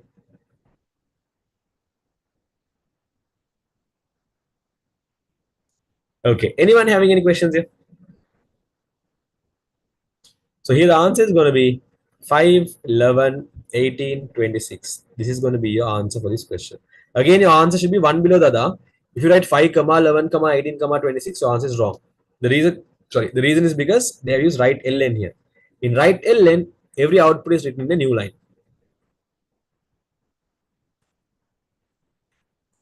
Okay, so that is how the first question works. Okay, this is not a tutement, this is a paper. I would have messaged you saying about the tune. If you were there in the class, I told the class, go and check the recording if you have done the class. Cute. Anyways, let's keep that thing aside, Leo. So basically, you can notice here how the first question comes. Okay. What if they ask, give the output of y? You mean the final output of y? If they ask you to give the final output of y, then you have to complete the truth table. We are here in the middle of the truth table. We have just showed the first 4 rounds. This what you call loop will execute 20 times. We have just showed you the first 4 times. So if you go for the 20 times, you will notice a very large value. 5, 11, 6 plus 1 is 6.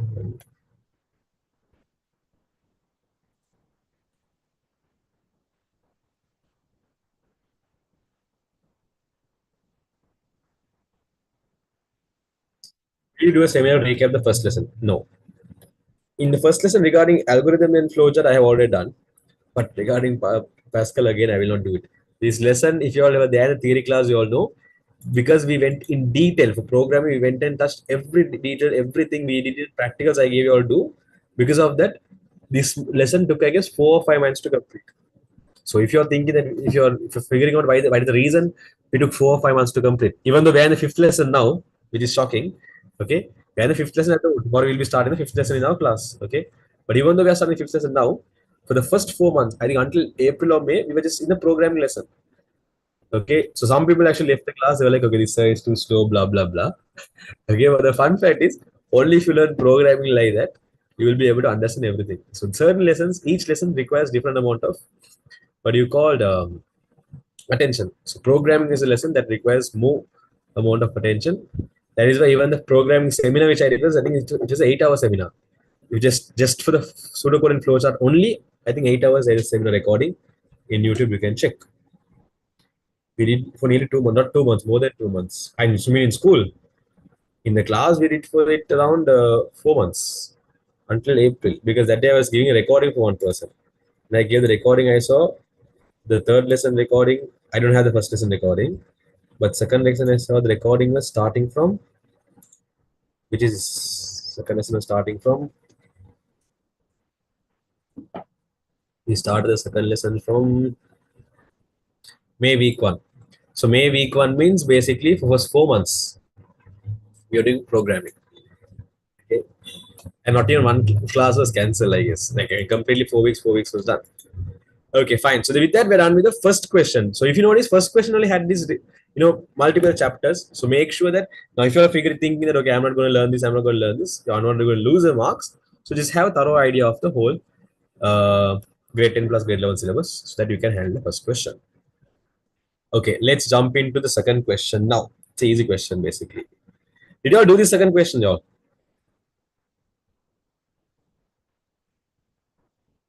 2 months, and we didn't even complete the unit test. Sad life. So they say, trust the process. When you try to be over smart, everything get messed up. So you always trust the process. Did you start HTML Master Academy? Yeah, at Vellavatta we started last week. The practicals. Vellavatta has completed 2 days. First day was theory that was completed last week, before the last week, and last week in Vellavatta we started the HTML practicals. Colonna, we theory is complete. Practicals will be starting this Saturday. Online means none of the in tomorrow we are freshly starting the lesson. So yeah. Anyways, let's actually go for this question.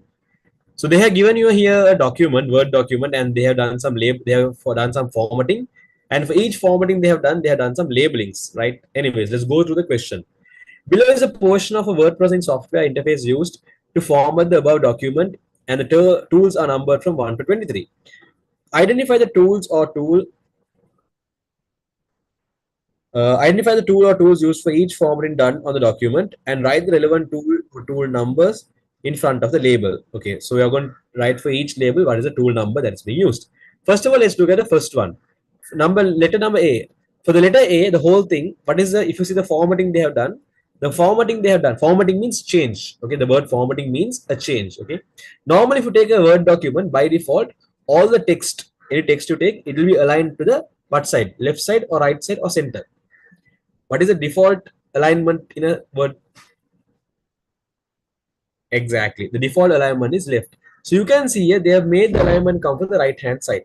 So to change the alignment from left to right, look at these tools and tell me what number tool can be used for that. What is the tool that we have to use in order to change the text to the right hand side? Exactly. The tool number 20. Using tool number 20, you can change that. Fine. Perfect. Now let's go for the next one. Then B. You can see the B, what they have done is they have made the, I think they have changed the font style as well. Okay. You know, the default font style looks something like this. The Algerian font style. I think it's called Algerian or Times New Roman. I think Times New Roman. Can't remember. Oh no, in Word it's Calibri. Sorry. Um, so if it's Calibri, doesn't look much change. But anyways, you can see some changes here. They have increased the font size. They have bold the letter a bit, and it looks like they have what do you call apart from bold and increased font size, it looks like they have changed the font style as well. Can't tell about the style, but yeah. So things you can tell about this B is basically they have changed the alignment to center alignment. One thing, they have increased the size, increased font size. They have bold the text a bit, and maybe they have applied first letter capital indentation, first letter capital this one as well. Case, what do you call a case? So you have what do you call uppercase, lowercase, first letter, capital letter. That there are different sentence case. It's called sentence case. Okay. So here they have put the first letter capital. And apart from that, you can see the font style shape looks changed. Okay. Anyways, so these are some of the formattings I noticed. They are actually asking to do the blah. What are the things you need? What are they're asking what are or what is. Identify the tools used to okay, they're asking tool or tools. They're asking both tool or tools, right? So because they're asking tool or tools in general, okay, then let's mention all the tools that's going to be used, right? Normally, Ilman, it's not, but you can, if there's no options, you can go for that as a this one. So I'm not going to ignore that. But anyways, so some of the main things you notice there were the center was one of the main things. To make the text look center, what is the tool we can use? To center the align the what do you call center align the text, what is the tool you can use? Yes, tool number 19. And then in order to bold the text, what is the tool number you can use? Exactly, tool number 9. In order to increase the font size, what is the tool you got to use? As per the label tools? Exactly, tool number 2. And then to change the font style, what is the tool you got to use? But have they exactly changed the font style is the question now. Let's consider they have changed. You can use a tool number 1. Apart from this, out of the given tools, there is no list, there is no indentation, there is no formatting, there is no italic, underline, strike through, text effect, erase, color, blah blah blah. Yeah, mainly they have done is this. Okay. Apart from 19, 9, 2, and 1, they have not done anything else. Should we mention all tools to get the marks? The question say identify the tool or tools. See, if they mention identify the tool, then it's fine. but they have mentioned tool or tools. So because they mentioned tool or tools, it's better to mention all what you feel. Okay. Tool number 15 is text effect tool. You can add like shadows and all those stuff to your text, like word art, but it's a bit different. Tool number 17 is color, text color, font color. Okay. Then for the number C, for the letter C, you can see here they have it circled the what do you call superscript. Okay. To make superscript font color, how do you know the color is being changed in a black and white image? Man, you can't guess and write. You have to be able to prove your answer if they question you. How can you prove that the color has been changed? You can't guess and write. Like. Anyways, for the formatting C, you can see they have mentioned the letter S superscript. To do superscript, you are use a tool labeled with number 14. And then for the formatting D, an image has been entered, an image has been center aligned. So they have not given you the tool to insert an image, but to center and align an image, we are using the tool number 19. Okay. And then for the formatting E, if you go to E, you can see what they have done is they have made UNESCO all the letters capital. Apart from making all the letters capital, have they done anything else? Doesn't look like that. Have they bolded it? No. Have they italicized? No. They're not given the case for case. Yes. They're not given the cases tool. So because they have mentioned all capital, let's say maybe they have changed. Have they changed the font? UNESCO. What are the capital letters we can see? S and S. No, font does not look changed. What are the changes you can see in the letter E? Apart from no, one of the main thing I can see is what do you call the case has been changed. Okay, but apart from the case being changed, is there anything else that you feel like has been changed in tool E? Font has not been changed. If font has been changed, this S and this S should look different, but the both S looks the same. Apart from being bold and not bold, so I'm going to keep that on hold. No, I'm going to keep that on hold. You can see this S and this S is same. The left Sri Lanka's S and UNESCO's S that is same. So it doesn't look like the font has been changed. So I'm going to keep that on null. I'm going to just keep that on empty because they're not given the tool to change the font case. I'm going to ignore that for now. So next we go for the tool F.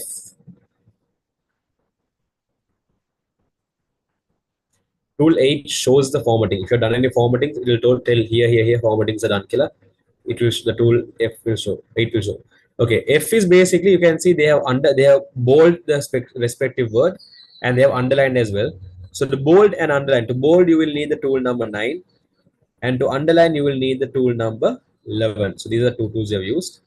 And then for G, if you take G, you can see they have mentioned one thing you can see is they have mentioned I mean, in general, if you see the whole G, they have made a list. We call this a bulleted list. So to create a bulleted list, use the tool number 3. And then for H you can see they have bold the letters. So to bold a letter, you need tool number 9 and I.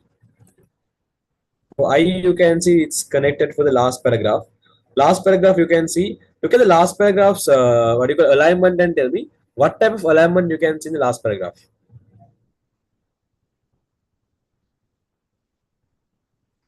Yes. This is not left alignment. This is called the justify alignment. If you look at the letter I, you can see it's the last paragraph. They have done justify. Justify is where the space between left side and right side are equal. Okay. Actually, the more precise name would be left justify. So in justify, there are variations as well. But anyways, here they have used justify alignment. Right. So that's gonna be tool number. What's justify alignment's tool number? Yes, tool number 21. Then the last line should be stretched out. No. Justify alignment works if it's, let's say, these are the whole sentence with only if your sentence jumps more than 50% of the whole line. So let's say its whole length was what you call 10 centimeter. Only if your text jumps more than 5 centimeter radius, it will get justified. If it's less than 5 centimeter, by default it will be left aligned. So there are variations of justify. There's something called left justify, right justify. There are variations as well. But normally in Word, if you apply justify, this is how you might notice it. Okay. So that's going to be justify alignment. And then J. J is pointed towards the Anuradhapura, that's italicized. So it is italicized the text, you need the tool number 10. Okay. So apart from J, do we have any other letters? J, K, K, you know, it's right. So this is how the answers are going to be for that first question. Okay. First question is how the answer is going to be. What is there? Was there another style other than italic? You mean for J? No, for J, apart from italic, I did not notice anything else. That's why I put only number 10. Okay. Is that clear? All of you understood the this parts, the tools part?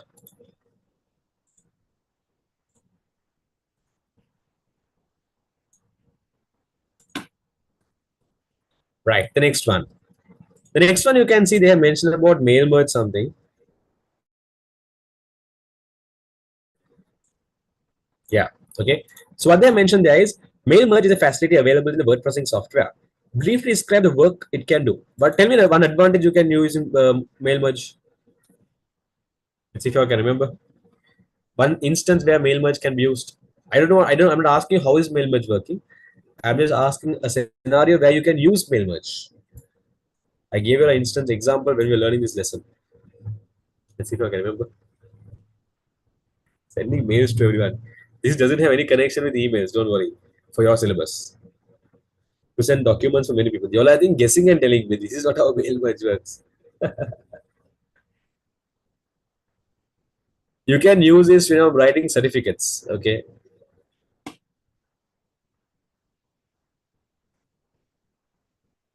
Yeah. The main purpose of mail merge is without creating duplicate files. Okay. So in scenarios where you have to send similar documents, not same document. There's difference between the word same and there's difference between the word similar. Okay. Now, for example, let's say you and your friend copies in the exam. If you and your friends copies the exam, will your teacher come and tell you all both have the same answer, or will she come and tell you all have similar answer? Sorry, will she come and tell you all both papers are same or both of your papers are similar? What is the word they'll use? Same or similar? They will use the word similar, right? Because apart, if you take both of your paper, I'm not talking about the answers. There's a word. See, I quickly changed my question. I first of all told about the answer and quickly I changed my question to the your paper. If you take, let's say you and your friend copied, your teacher will not come and tell you both of your papers are the same. If it's the same, that means you duplicate and give. For example, let's say you took a printout of your friend's answer and give. That's what it means same, same. But if your friend copied from your answer, you will not be having the same answer. There'll be similar answers. Okay. So you keep in mind when you use the word similar, what we are meaning is almost same with slight changes. Imagine that you have all of you all are participating for event, and I want to give all of you a certificate. So if I want to give all of you a certificate, the certificate is going to be the same. The only difference that's going to be there is the name. Okay, in your certificate, your name might be there. In your friend's certificate, his name might be there. Okay. Imagine I'm going to create around 50, 60 certificates one by one. It's going to undoubtedly take me lots of time. So what we can do is we can create like a data set, or we can like create a spreadsheet file having all of your names, and we can actually generate these files using mail merge technology. What you can do is you can automatically generate for 50, 60 people referencing that list. So what you do is you just create a template in mail merge. What happens is you create a template. So once your template is done, then you create the list of names or list of variables. Okay, you'll have a list containing the variables. For example, let's say a list containing names, right?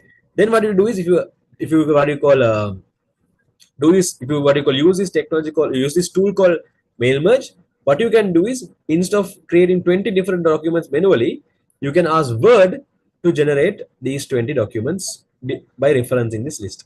So it'll generate 20 documents. In the first documents in the template, it will replace that label called name to the first name from the spreadsheet. In the second document, again, it will replace those labels to your respective names. That's how it works. Okay.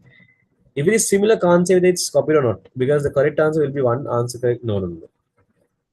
There's different. If your teacher comes and tell you it's similar, that means there's a reason. Okay. I'm saying if a teacher came, you did not listen to my question properly. But anyways, that's simple. Okay, so they are asking here, mail merge facility available in the word processing software.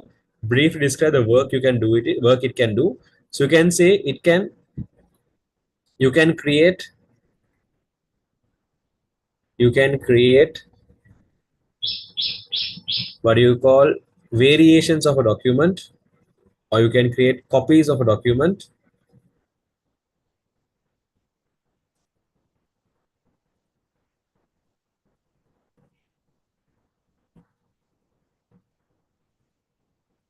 using copy of the document by creating a template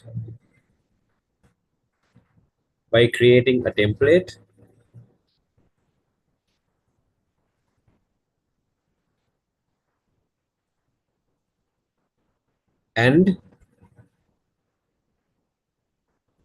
a data list. So you can create copies of document by creating a template and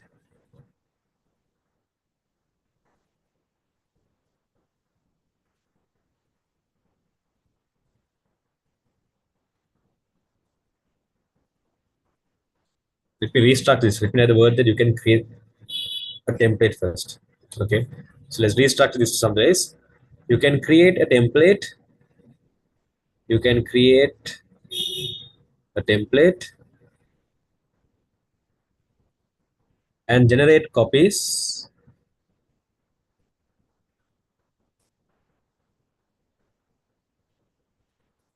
respective to a data list.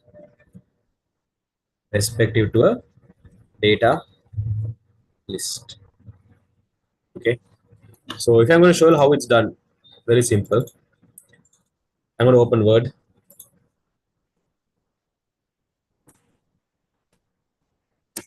These are all you have to learn while you're learning Word lesson. If I was there in the class last year, also have learned it, but I've forgotten. It's very bad. So if I take here the Word document, okay, resize it to my computer screen size. I'm going to go here for mailing section, and I'm going to go here for start mail merge. Okay. So before that, let me go and click on select recipients, and I'm going to create a new list. So click on this, type a new list, and I'm going to create a new list.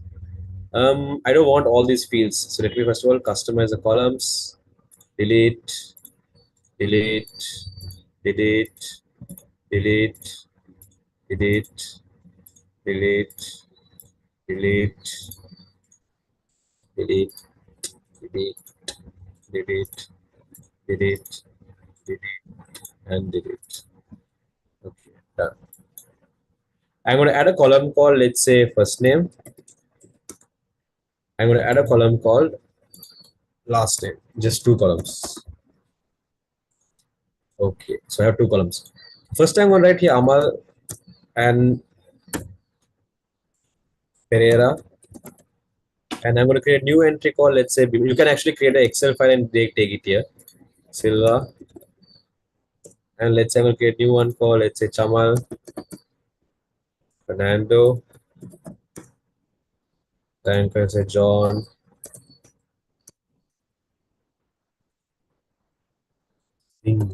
just a stupid name I put here. Okay. Anyways, I have created a list here. So list here, in this list I have here 4 names. Okay.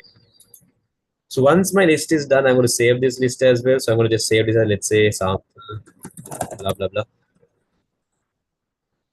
Okay, fine. So now what I do is I'm going to click on this start mail merge, and I'm going to click on these letters. And now what I'm going to do is I'm going to write a letter. For example, hello, blah, blah, hello, and I'm going to have the name here. So let's say I want the name to come here. Then what I'm going to do is I'm going to click on here, insert, merge field, first name, space, last name. You can see like variables. Hello, first name, last name. You are a good boy, a good person. Here I will mention. Okay. Hello, first name, last name. You're a good person. Okay, I made a template now. Okay. I got this first name, last name by clicking on insert merge field. Huh? This showed me the fields I had in my data list. So once I'm done with that, I go and I can either click on this preview results, or if I go and click on this finish and merge, I can create I mean, individual documents as well. For example, it'll now, I had four lists. No, it'll create actually four, what do you call, let's say a 4 page document with the first page Amal, second page like Bimal, third page Amal. You can do that, or you can directly get the printed version as well. I'm going to get it here, edit individual document, done. And you can select which records, all the records of article. I'm going to click on all. Now you can see I have here a file for Amal. See if I give the first one, you can see I have a Amal. What do you call, hello Amal Pereira? Let me just take this down. Hello Amal Pereira, you're a good person. Then hello Bimal, you're a good person. Then, hello Amal Pereira, a good person. Now if you look at this, these 4 pages that was generated, did I actually write retype in these 4 pages? Did you see me retyping the whole thing in the 4 pages? They are going to type these 4 pages. Yes or no? Those were generated. Okay, this was a template I did, and I just went and clicked here, edit individual document. If I go and click on print document, again it will give me the printout as well. You can see here. Let's put it for PDF, and okay, downloads folder, save. So now you can see it has printed it. If I go for my downloads folder,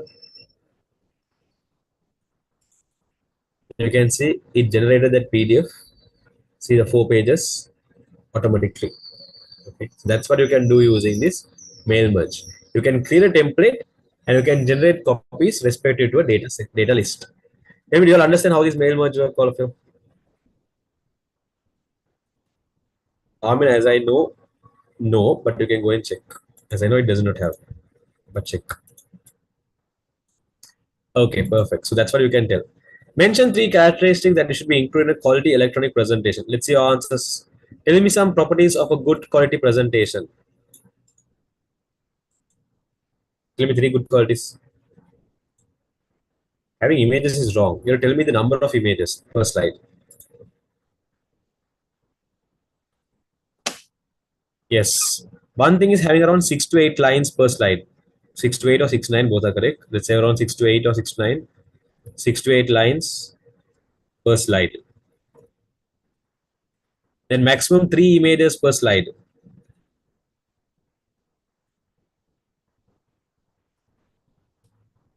Then maximum one video per slide.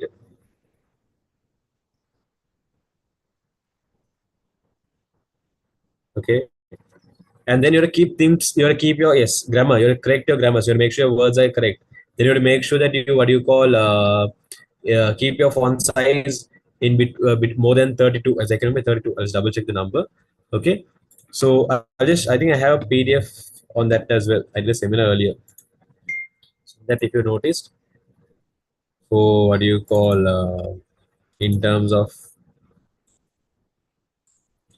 features, these are the features you can mention. So apart from that, sizes, see around 6 to 9 lines, double check your grammar, around limit each step 2 of these elements. Okay, I'm sorry, not 3, maximum we can go for 3, but here I mentioned 2, and you can follow these answers basically. Okay, so yeah, maximum 1, 2, this should be 2 images, and what do you call, check grammar, or 3 characteristics. No? So 3 characteristics means but no grammatical errors. Of WhatsApp.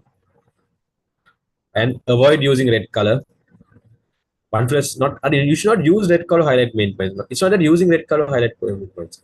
The point is avoid using red color. You can see here. You have to avoid using red color. See, avoid using red color. It's not use red color. It's not use red color, which I meant here. Okay. Suha, I'll be doing that in grade 10 as a lesson. So there, I will not do those as a seminars. It's a Word, Excel, PowerPoint. These are all huge content. Okay. But anyways, keeping that thing aside. So these are some of the characteristics which you can mention. Apart from this, you can mention about the font size as well. Okay. So when you're creating the presentation, your font size should be around 32 or more. So font size 32 or more. What about the information being informative and understandable? You don't mention information in informative way in a presentation. You mention what you call the information in a what do you call not in an informative way. In the presentation you normally mention the information in a what do you call in a point form. How do you put that call in a summarized way, not informative way, summarized way. So how you do it in summarized way is point form. So that's how it works. Okay, tell me, I have a clear of the second question, all of you. All good. Okay, I'll give you all 10 minutes to pray and come. You all can keep the meeting going on as it is. Okay. And what do you call now? It's 6:30, not 10 minutes. I'll give you all 8 minutes. Or no, 6:38. 7 minutes is enough for you all. No, I'll give you all 45. Yes, the Azan is set. Okay. What do you call? Azan says at I think 32 or something like that, as I can remember. Marib. Yes, Marib is at 6:32. Why is that sound too high? Anyways, okay, I'll give you 10 minutes. I'll be continuing again at 6:45. By 6:45, try to be here. At around 6:48, okay, at around 6:48, I'll be starting. Okay, by 6:45, make sure they are. I'll be continuing for the third question from 6:45. Ah, why is it making sound? And I know that why I didn't get the tune yet. Ade, go and check the class recording, man. I told there was a delay in the printers. Don't you join the class? Or if you don't join the class, don't watch the recording. I even WhatsApp sometimes. I think I told you, you recall. I think in WhatsApp I told you initially. None of the dudes which came last. So there was a new. You were new, so if you purchase lesson, you might notice what you called. In last class I mentioned, like there was a delay in the printers. That bug was shifted and blah blah blah. So I got the tunes only on last Thursday. If there's anyone here who comes well of the class, they know. In the middle of the class, so that's the bulk of tunes came Thursday, Friday. So Saturday was a Poya day, and then Sundays it's closed. So again tomorrow only. But you called not tomorrow, today only. We were able to sort out things properly. So you'll be getting it within this week if you did not get it yet. Anyways, quickly go and pray and come. Others who are not praying, you all can actually what do you call go and come in a while at 6:45, 6:48. We're going to begin. Then the questions drop in the chat. I'll be there here 1 or 2 minutes, and I'm also going to pray and come. I joined now only. Why? We have completed already two main questions are done. So there are a couple of more questions to be done. Let's see. Yes, the recording is there. After the class, you can WhatsApp me and get it. Or I'll be posting the channel. So if you're there in the channel, the Master ID WhatsApp channel, you can update it from there as well. Anyways, I'm going to pray. If you have any questions, drop in the chat. I'll come and check. Okay.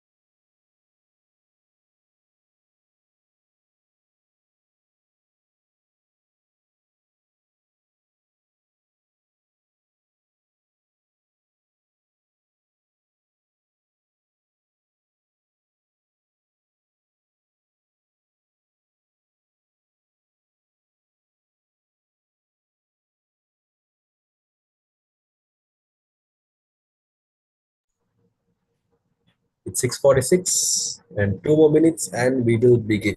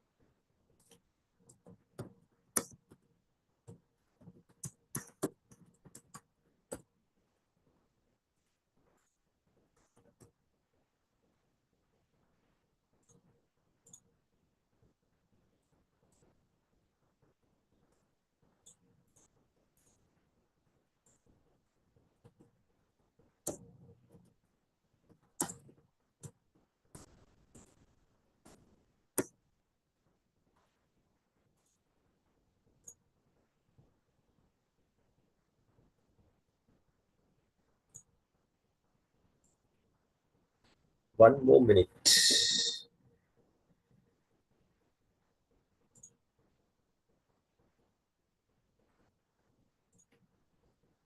Okay, let's begin. I'm going to start no matter who is there. Wait, how many of you are there? Raise your hands up. Let's see. I think I'm pretty sure some of you are acting in the moment in the bed sleeping. Some of you are eating. Some of you are like, we watch the TV, like, we on the TV and use the phone. Put in a Zoom meeting and use the phone, I guess. Okay, shape. I can see who are the people who are sleeping or who are not concentrating here. Let's come back to the content. Okay, the third question. An owner of a private trading company decided to install a new information system to facilitate his business activities, and it was handed over to a company that creates computer software called ICT Solutions. Then Chamara, who works in the company, came to the company and identified the needs of the new system. Okay, who is the person who identified the new needs? Who identified the needs of this new system? Who identified the needs of the new system? It was done by whom? Yes, it was done by Chamara. So Chamara is a person who has done this thing. He then designed the system himself, and okay, he apart from what do you call finding the needs of the system, okay, apart from identifying the needs of the system, he also designed the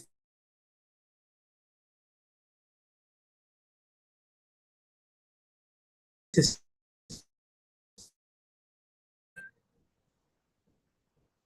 Michael actually created the new software, it seems. And then they are saying after that, Tariq tested the software, it seems. So there's another fellow called Tariq. That bug is tested the software. So Tariq tested, Chamar identified the requirements. Or let me use the same color pattern. Why is the eraser not coming? Yeah. So let's take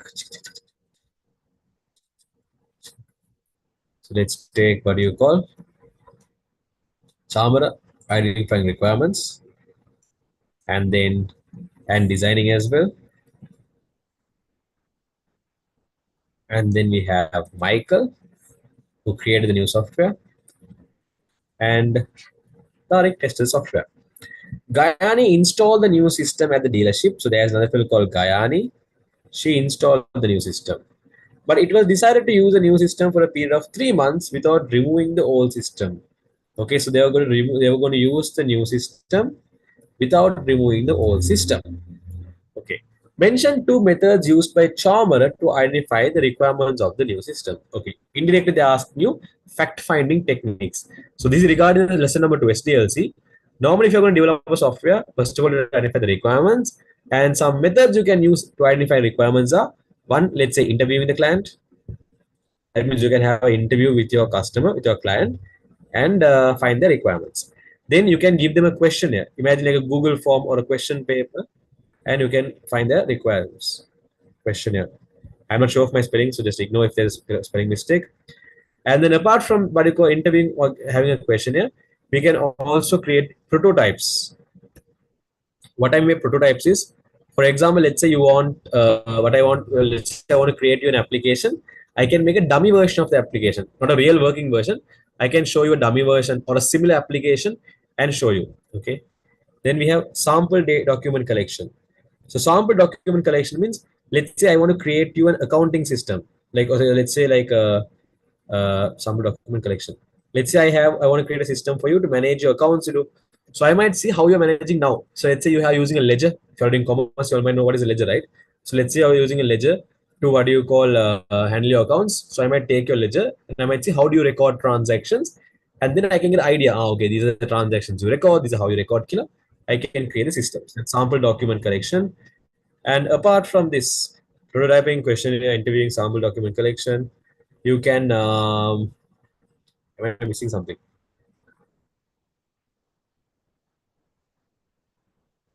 Observation. Okay. The next thing is basically observation. Observation means you see their current process, you see how they are working at the moment, and by looking at them, you'll be able to get idea of how the work is done. Okay. So keep in mind these are some fact finding techniques, and you have to mention just two of them. Okay. The next one. Again, if there's any questions, drop in the chat. I'm going with the flow. Okay.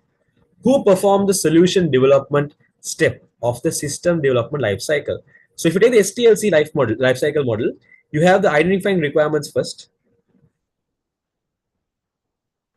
And once you identify requirements, the next step what we do is we design the system or plan the solution. And once you're done with designing, you go for implementation part where you code the solution. And once you're done with implementing or coding, then you test if it's working properly. And then there's something called deployment. This is where you publish the application for the users to be able to use it. And finally, we have something called maintenance. That is, let's say, updating and making sure the system is functioning properly with the time.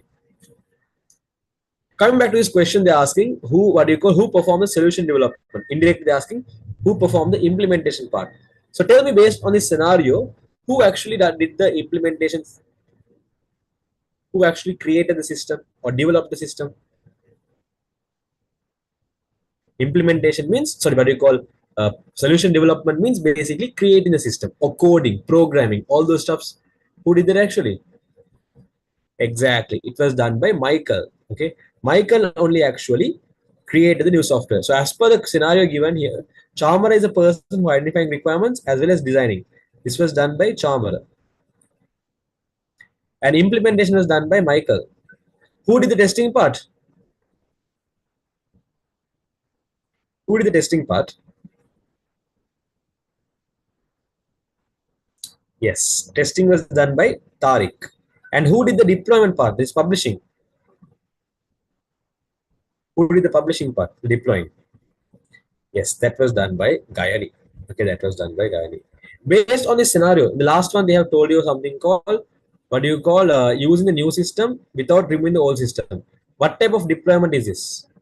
Is it parallel deployment, pilot deployment, or is it direct deployment, or phase deployment? What is it actually?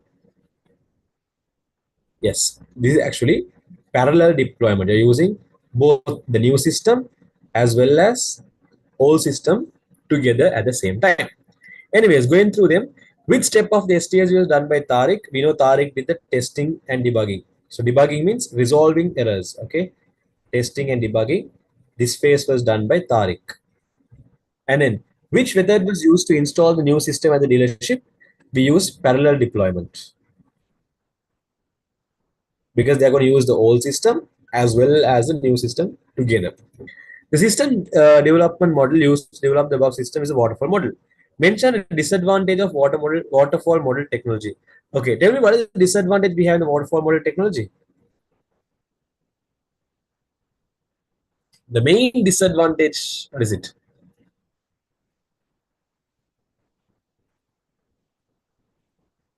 We aren't able to go back to the previous step and correct our mistakes.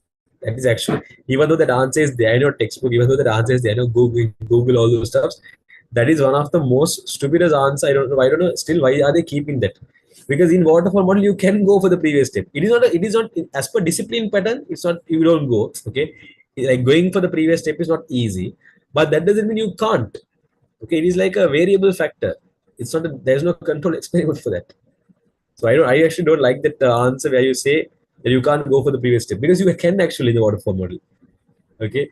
The main issue you have, the main issue you have in the waterfall model is it takes time to see at least a part of the system. Now in iterative increment model, you can see part of the system little by little by little, little by little. But waterfall model, you can see the system only when it's completed. Okay, so that's the main reason. The main reason waterfall model is disadvantages. What do you call? It takes time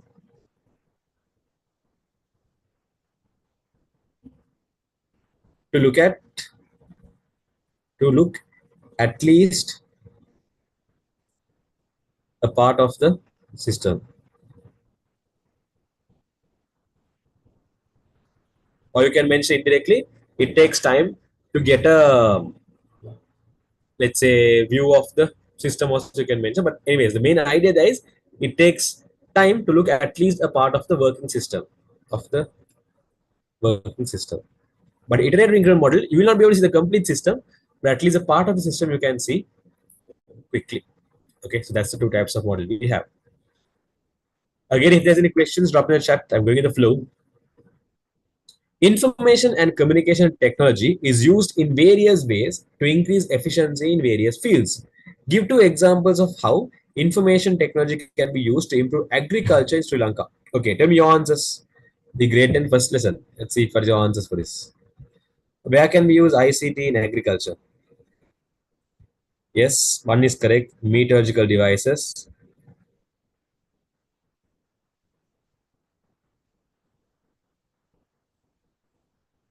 Greenhouse. We don't use RFID in agriculture. We use RFID in animal husbandry. Okay. Then yes, drip irrigation.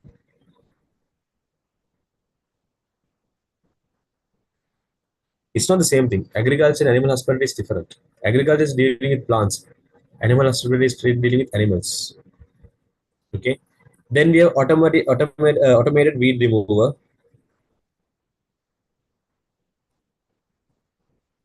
So these are some way you can use ICT in agriculture. Okay. Seedling plant using robots. That's also correct. Mention to advantage to a customer by registering in an e-banking system. So by registering e-banking system, a customer what they can do is they can what do you call check their balance from home. Let's say check bank balance from home, check bank balance from home, check bank balance, or you can say transactions from anywhere at any time. Let's do that. Check bank balance or else transaction history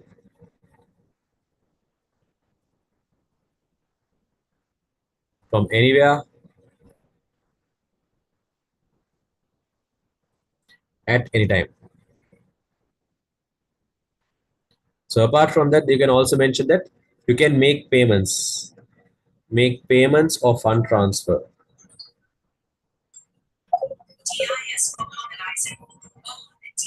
Mhm.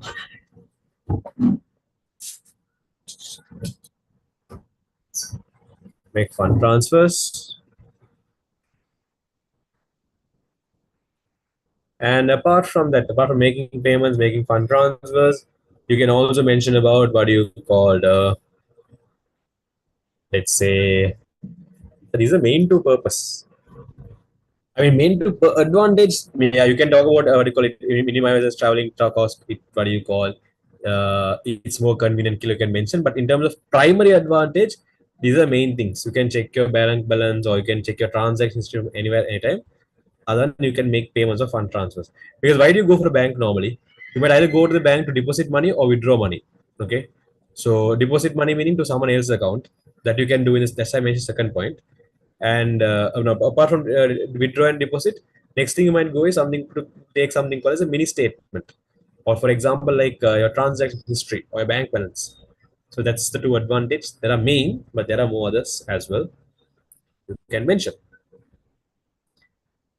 Anyways, tell me, are you clear with the third question, all of you? Yes or no? All good?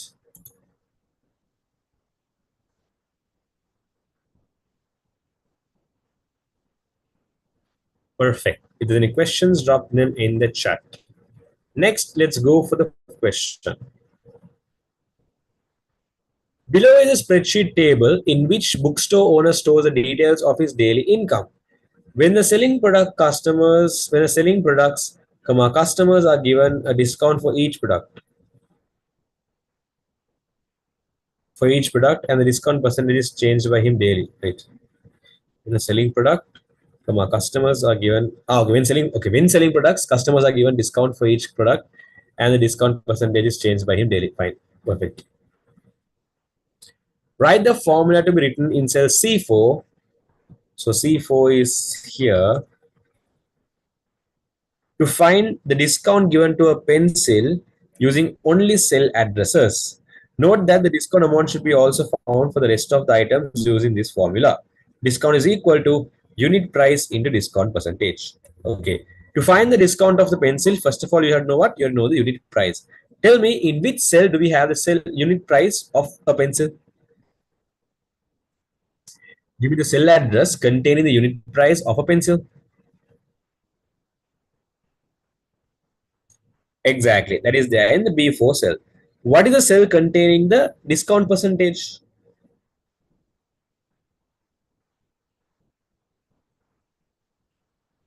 Exactly. That is there in the F1 cell.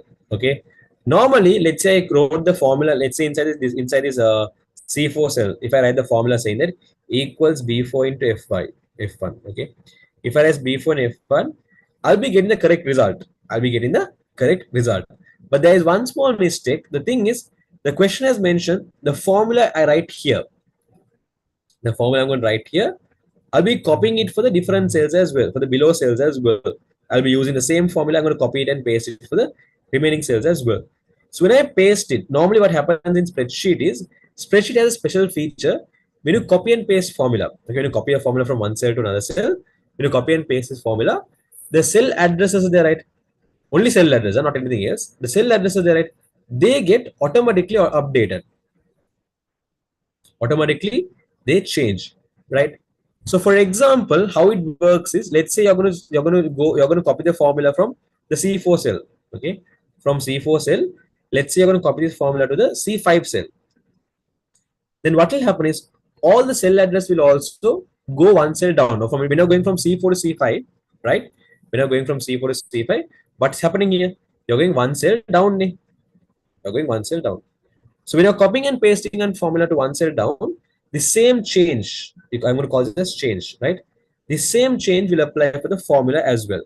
So tell me, the formula we have is B4 into F1. So when I copy and paste this to, let's say, C5, okay, tell me what will B4 become? Okay, from B4 cell, if you go one cell down, what is the next cell we have? From B4 cell, if you go one cell down, what is the next cell you have? You'll have the B5 cell. Okay, from B4 cell, if you go one cell down, you'll go for B5 cell. And then from the F1 cell, if you go one cell down, what is the cell you'll have? Exactly, you'll have the F2 cell. So what will happen is, let's say I copy this formula, okay, from C4, right? From C4, if I copy this formula and if I paste it to C5, right? When I paste to C5, this is the change that will happen. Okay, always keep in mind, whatever your movements, your same movements will be replicated in cell address. So if you go one cell down, all the cell address will go one cell down. If you go one cell down and one cell right, for example, let's say you copy it from here to here, one cell down, one cell right. If you go one cell down, one cell right, then even your cell address will go one cell down, one cell right. That's how it actually works. Okay. So first of all, let me are clear about how this cell address work in a spreadsheet software. How this copy pasting works. Okay. Now when I pasted it for the next cell, you can see it gave me B5 into F2. B5 has the unit price of a drawing book. That's correct. Okay. Taking the unit price of drawing book is correct. But if you go to F2 cell, in F2 cell, do I have the discount percentage? If I go for F2 cell, do I have the discount percentage? This is F2 cell. Do I have the discount percentage in F2 cell? No. Okay. So if you want to, when you're copying and pasting formula, if you want something to be kept fixed, okay, if you want to keep something fixed, what you should do is you add the dollar in front. Imagine dollar like this dollar symbol like your, let's say, a bodyguard. Always, let's say if you're going for a, let's say, a large place, the bodyguards will normally be there in front of you. Let's say there's a crowded area, If there's a crowded area, normally bodyguards will be there in front of you. Okay, move. They'll make sure you come safely.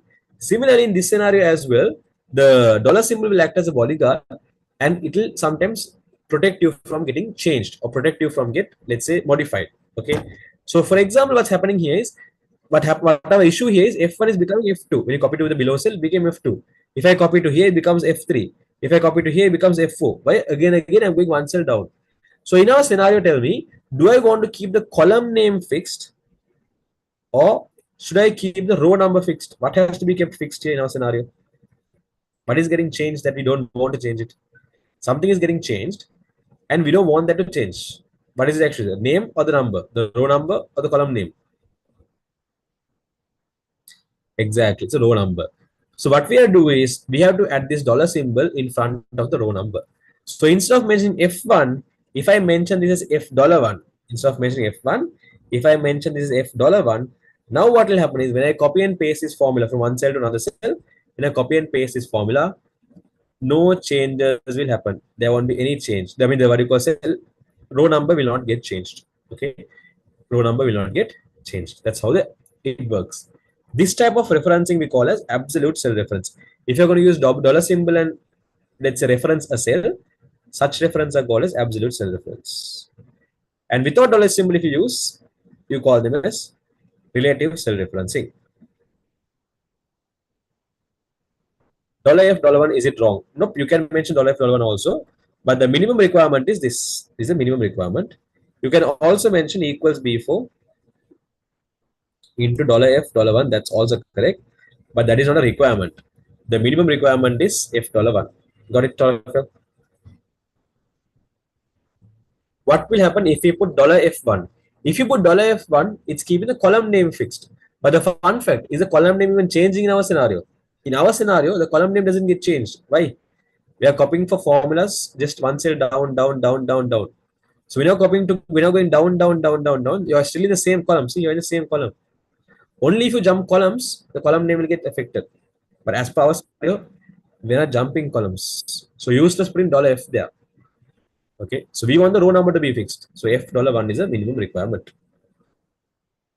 Okay, so keep in mind in a cell address, when you use the dollar symbol, what happens is dollar symbol is used to keep something fixed. So if I mention here instead of F$1, instead of F1, if I instead of F1 here, if I mention as F$1, what will happen is the row number will not get changed. Okay, it will avoid the row number getting changed. Is that clear of you? You'll understand the purpose of why I put the F$1. Earlier, you notice when I without the F$1, if I put here, it becomes F2, here it became F3, here it became F2, F4. To make sure that the dollar, what you call the row number doesn't change, I put the dollar symbol in front. Then if it is F$1, you don't put dollar symbol in behind you. If you put $1, it will give an error. Dollar symbol always there in front of you. Always bodyguard is front of you, not behind you. You call this as a body. You don't call behind as a body normally. It's a body, but the bodyguard normally is front. Okay, the next one. If the formula written in cell C4 above were copied to cell C5, what would be the formula in cell C5? It's going to be, you're going now from B. Okay. So for example, in this question, they're saying you're going to copy the formula from C4 and paste it to C5. So when you're going from C4 to C5, okay, are there any horizontal changes? Horizontal changes meaning, are there any changes in columns? Like, are we going from C4 if you're going to C5? Are there any horizontal changes? No. Are there any vertical change, like up or down change? Yes, there is a vertical change. Am I going to go to a cell that is on top of me, or am I going to go to a cell that is below me? Top or below? Exactly. I'm going to go to a cell that's below me. How many steps am I going to go down? From C4 to C5, if you're going to go, how many cells you have to go down? Only one cell you have to go down. So this is the change what I was talking about. This is the change that's happening from the copying cell to pasting cell. So this change has to be applied for our formula, right? So what was our initial formula? B4 into F$1. No. So what will happen for the B4 cell? This change is going to be applied. So B4 cell, if you go one cell down, it's going to become B5 cell. Okay. Now, if it was F1 cell, it'll become F2. But because we have F $1, dollar is what is this dollar doing? Dollar is making sure that the row number doesn't change. It's protecting the row number. Okay. So based on that, what we can tell is F $1 will be there as it is as F $1. Okay. If the dollar symbol was not there, tell me if the dollar symbol was not there, what will this become? Instead of F $1, if it F1, will become what? Exactly. It will become F2. And what is the reason? Because of this. Okay. Because if you go one cell down, it will become F2. But because we have the dollar symbol here, dollar symbol is making sure that the row number doesn't change. Imagine it's like a bodyguard that doesn't allow you to change. Right. So answer there is going to be for question number 2 is equals B5 into F $1. Is that clear all of you? Yes or no?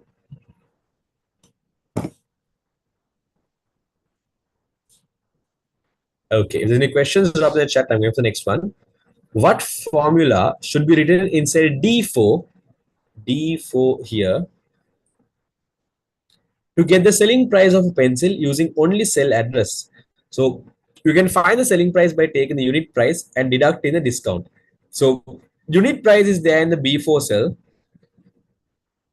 and discount is there in the C4 cell. So your answer should be equals B4 minus C4. Is that clear all of you?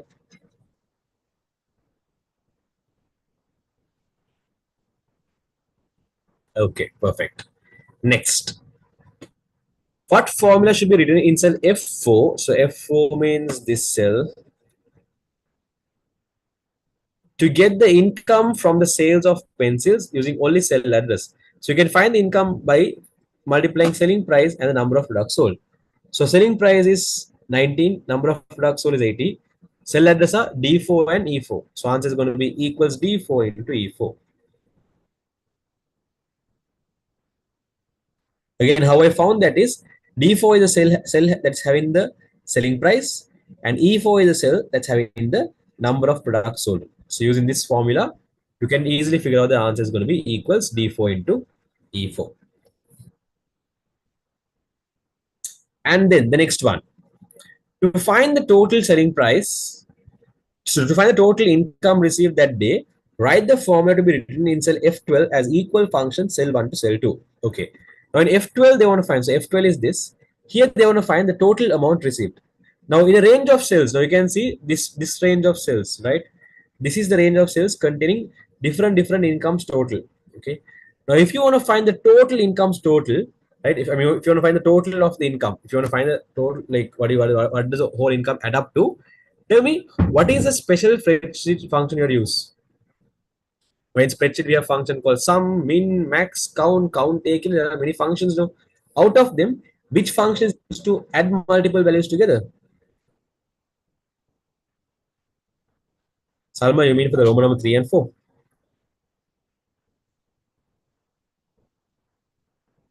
Exactly. It's a sum function. So that's going to be equal sum. In brackets, you are mentioned a cell range. Salma not needed. Okay. And yeah, for the what you call for question number 5, you are mentioning equal sum to add up multiple values, and then you are mentioned the cell range containing the numbers you want to add together. Now tell me, what is the cell range containing the incomes, the different items incomes? What is the cell range containing the different items income? What is the cell range? Exactly. That cell range is what? F4 to F11. That's the cell range. So answer is going to be equal sum F4 to F11. Right? This is the answer for that question. Normally, spreadsheet questions are very easy if you know the basics of spreadsheet, how it works. Anyways, keeping that thing aside, tell me, are all of you clear on this? Yes or no?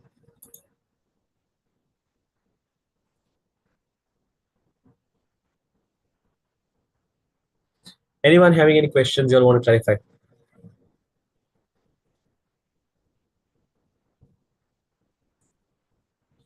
I don't get the polar of dollar symbol.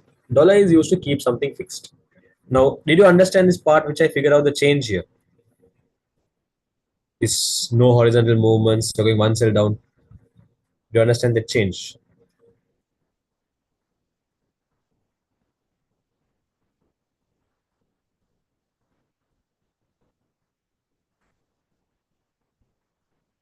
11, I'm asking from you.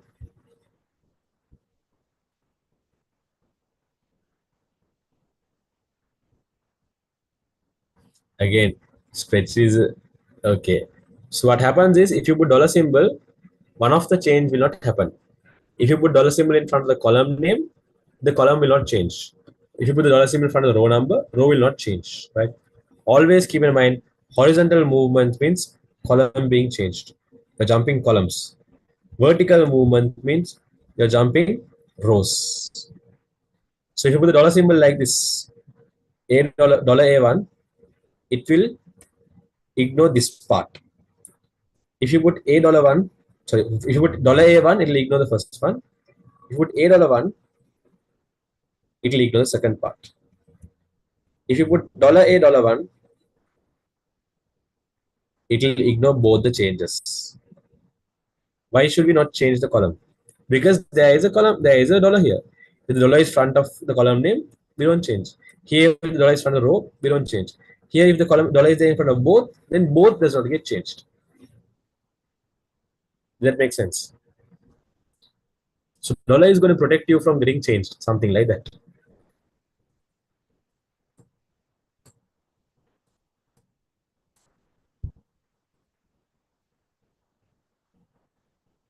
Okay. Anyone having any other questions? I mean, why is it needed to the question?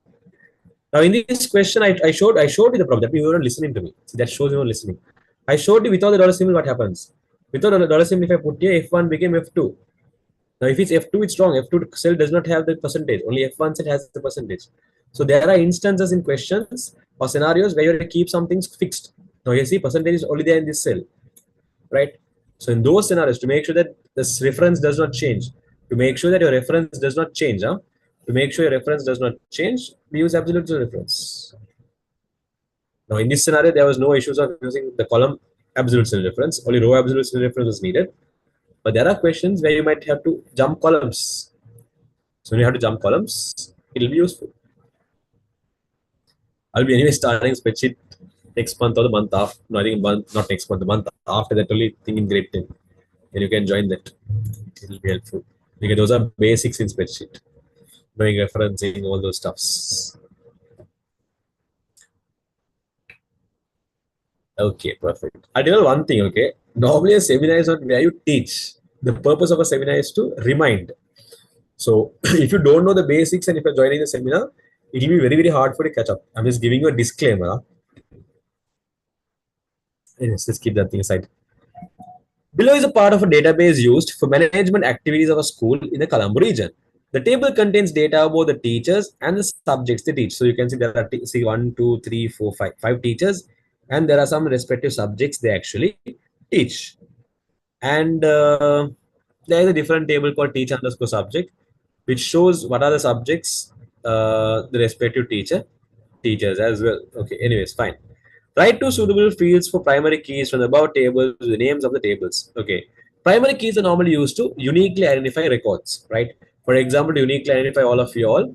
Sometimes what I might use, what we might use is either index number. In a school, they might use index number, right?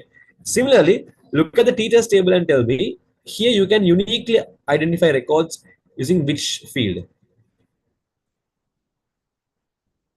Is the teacher ID or teacher name? Which field you can uniquely identify records normally? Exactly. To uniquely identify records, you're going to use a teacher ID because there can be two teachers with the same name, but there can't be two teachers with the same ID because ID means it's a tool used to identify you. That's why the word ID stands for, right? Identification. So normally every teacher will have the unique teacher ID. So the unique fields are only normally used as a primary key. So in this question, in the we can mention one answer is teacher ID in what the table's name, a teacher underscore ID in teacher table. Teacher underscore ID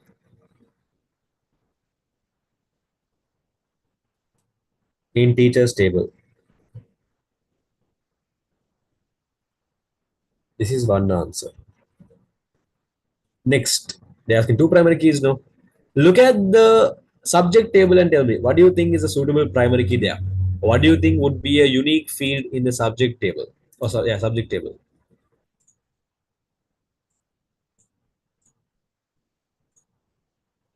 Exactly. It's going to be what? The subject code. For every subject, there's going to be a subject code. Sometimes name can say be same as well. For example, if you take A level ICT, O level ICT, both are ICT. But the ICT, this is ICT. Subject name is same, but another code can be different. So the one code I can have for O level ICT, one code I can have for A level ICT. Okay. So we have subject code as well. So our subject code, sub underscore code in subject table. Sub underscore code in subject table. So keep in mind one thing, always a primary key is used to uniquely identify a record in the table. Are you clear with this first answer, all of you first? Yes or no?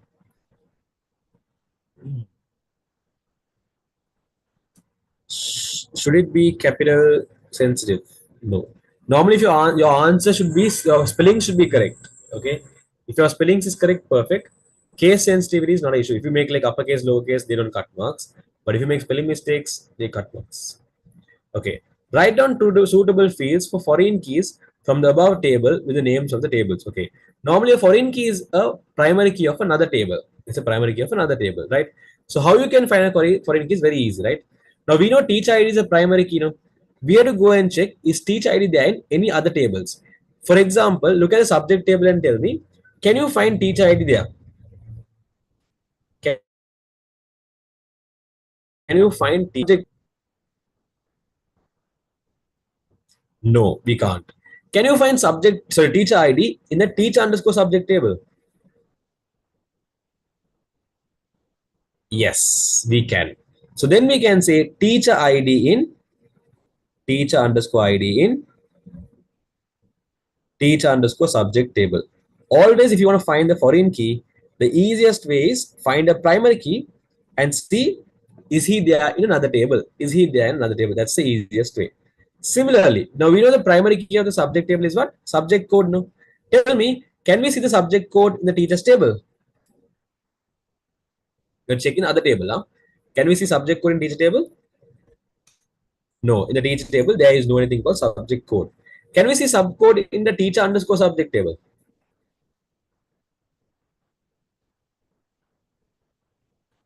Ilman, no.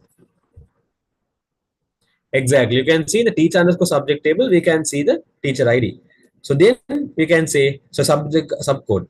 So we can say subcode in teacher underscore subject table. Always keep in mind primary keys are the unique fields. Foreign keys primary key of another table, not primary key of this table. Primary key of another table. So teach ID is a primary key of another table. Teach ID table.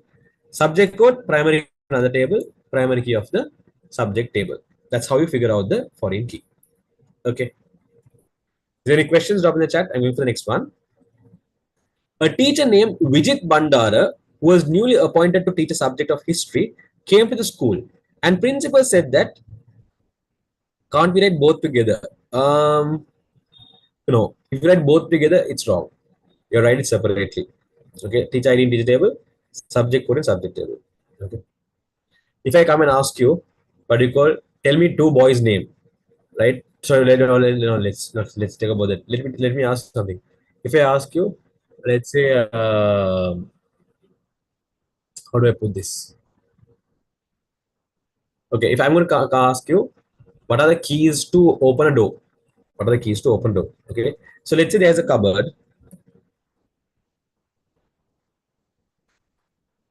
and this cupboard has two keys.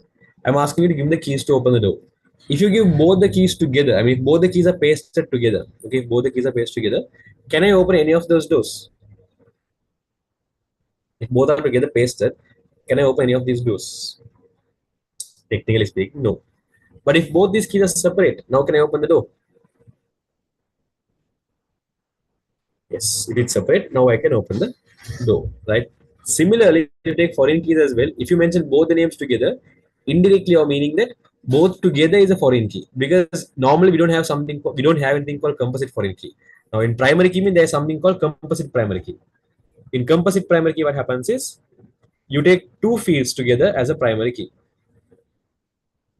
But foreign key, we don't have that. But to be in a safe side, just mention it separately. Teacher in teacher table, subject code in subject, so teacher underscore subject table. Mention them separately. Correct, Krishna? A teacher named Vidit Bandar, who was newly appointed to teach the subject of history, came to the school, and principal said that he was given the schedule to teach a subject of geography in addition to the subject of history. For this, write the records related to the tables to be updated along with the name of the table. Okay. Now, there's a new teacher called Vidit Bandar, it seems. First of all, look at the teacher's table and tell me, do we have any existing teacher called, is Vidit Bandar already registered? Look at our teacher's table and tell me, is Vidit Bandar already registered? No. So therefore, we have to update the teachers table. So we'll update the teachers table with a new record. So I'm going to mention date for Roman number 3 here. I'll write the Roman number 3 answers here because there's space there. So one of the changes I have to do is I have to update the teachers table. So I'm going to write here teacher table. And the update that has to be done. Okay, so you can see the teacher's ID 98, 99, 100, 101, 102. I'm going to write in guessing here. The next teacher's ID should be 103 Kila. And his base name is going to be Vijay Pandara. So this is how I'm showing to update the teachers table. Vijit Bandara, I'm saying to update it like this. Okay. This part clear, all of you. Write the table name, arrowhead, and the respective fields to update. Clear? Okay. Now they are saying he's going to teach geography and history. First of all, look at this subject table and tell me, do we have two subjects called geography and history already? Yes or no? Do we have the two subjects, geography and history? Yes, we already have. So because we already have, tell me, should I update the subject table? Is it necessary for me to do any changes in the subject table? No, exactly. We don't have to do anything because it already exists, right? Apart from that, they're saying that he started teaching for the those two this ones. So we have sections here 6 to 11 and 1 to 5, 12 to 13, and number of periods. So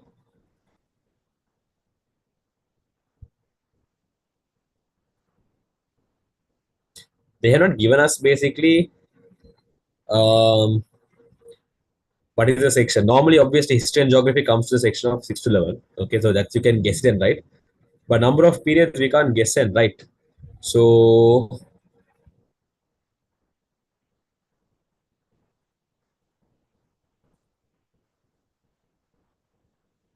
anyways, let's write that below.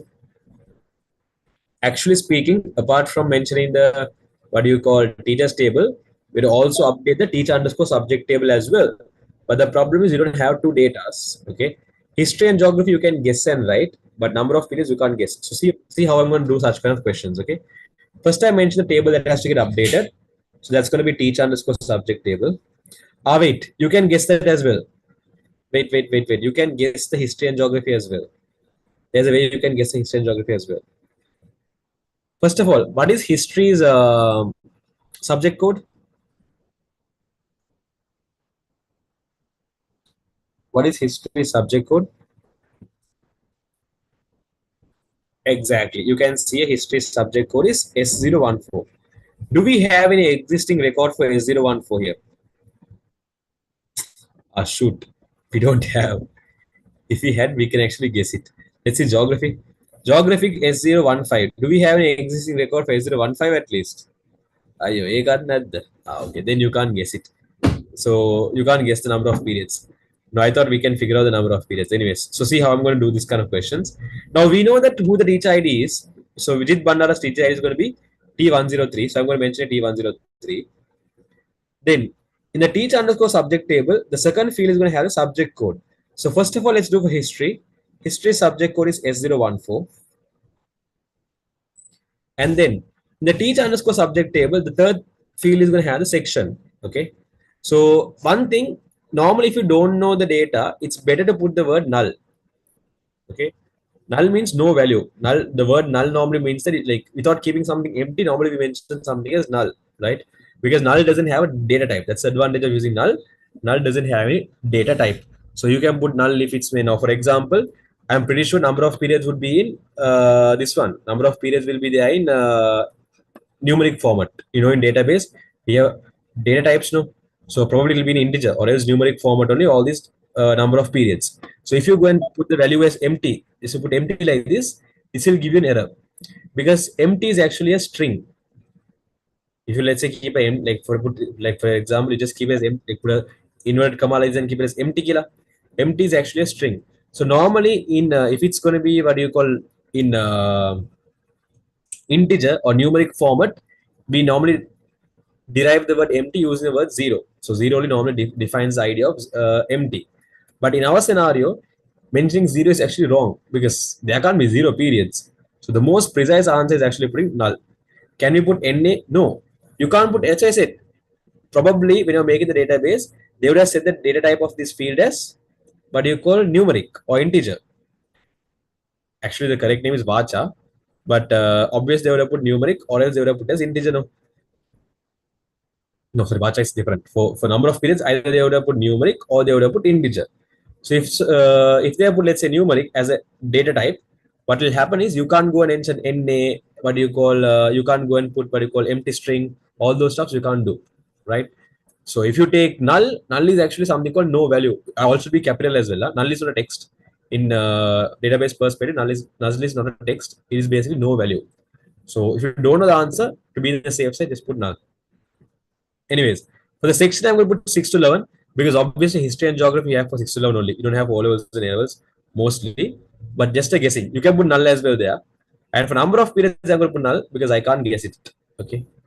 And then this is for history. To show the geography change, what is string? Didn't you learn programming lesson in school? String is actually a textual data or data that can contain any type of data. A string can contain any type of data. Okay, so that we first we know for history.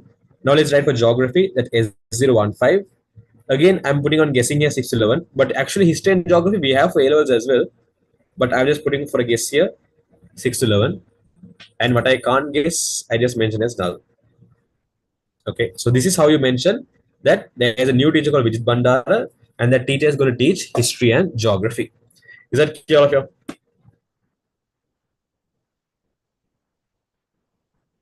Got it?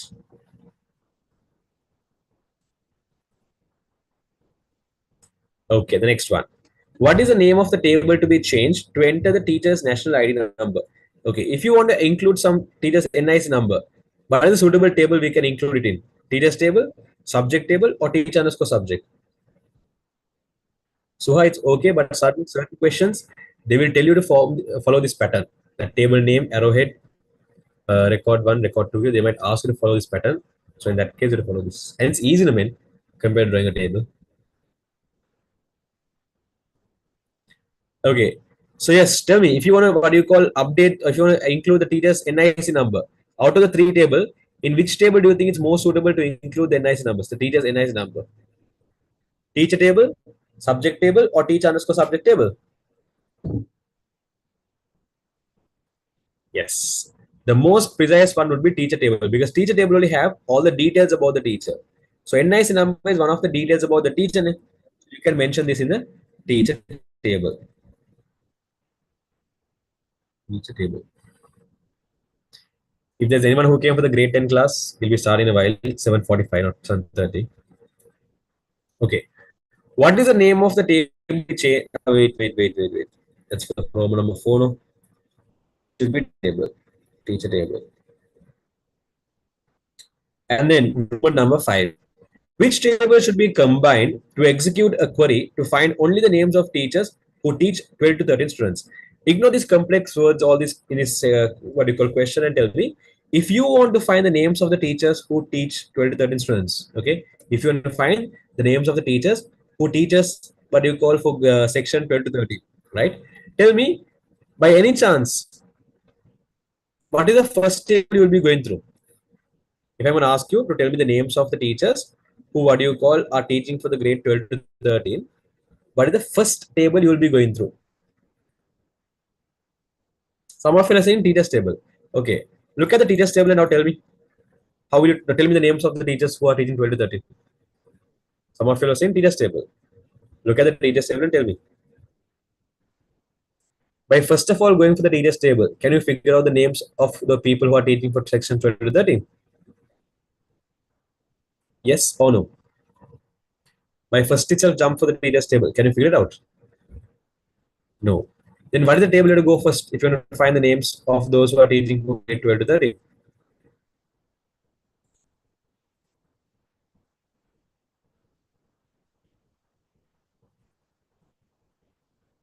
Exactly. You'll go for the teacher underscore subject table.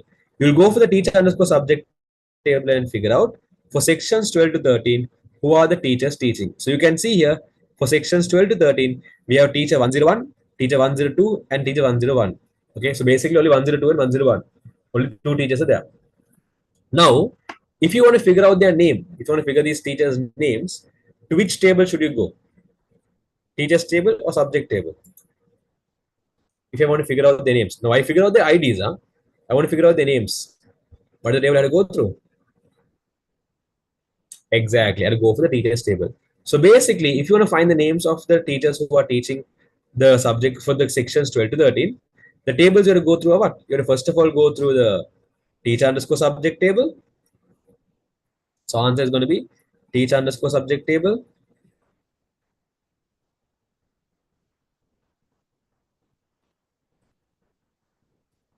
And after you get the IDs from there, to figure out their names, you'll be going for the teacher table. So and teacher table. Tell me, are you clear on how I found this answer? Okay, the word query means extracting data. So you don't think about the word query, all those stuff. You just think, if I'm going to do this manually, how will I do it? Right? But if I ask you to just find the names, okay, you might first of all go for the teacher subject underscore teacher underscore subject, figure out their IDs. Then you might go for the teachers table and figure out their names. Right? So same thing, only you mentioned for the answer as well. Tell me, are you clear now with how I found the sixth question's answer?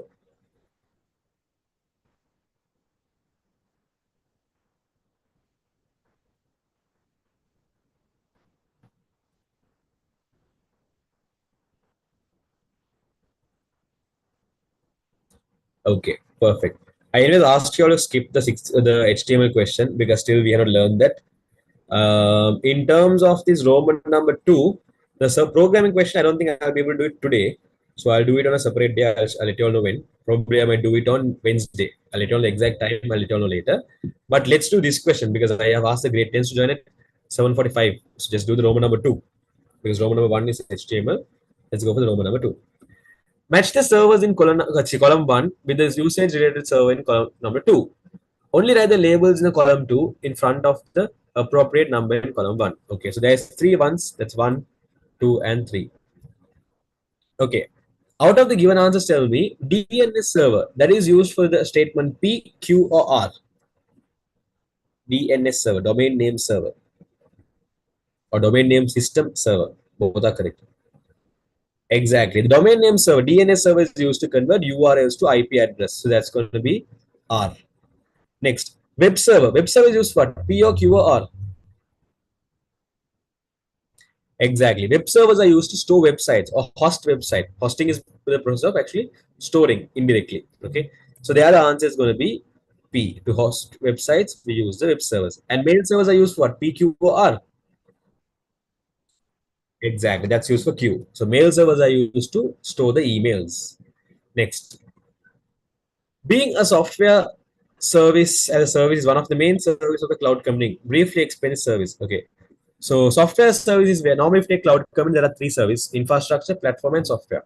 So software service where you're going to obtain, you're going to use, it's the ability to use the software without installing them. You can use them over the browser itself. So I can explain that by saying it's the type of softwares,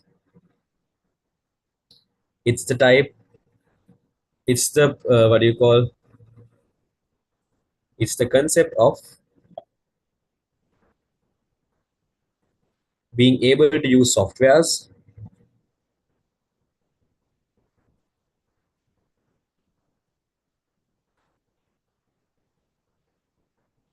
via the browser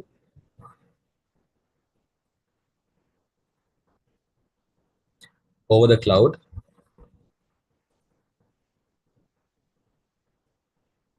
without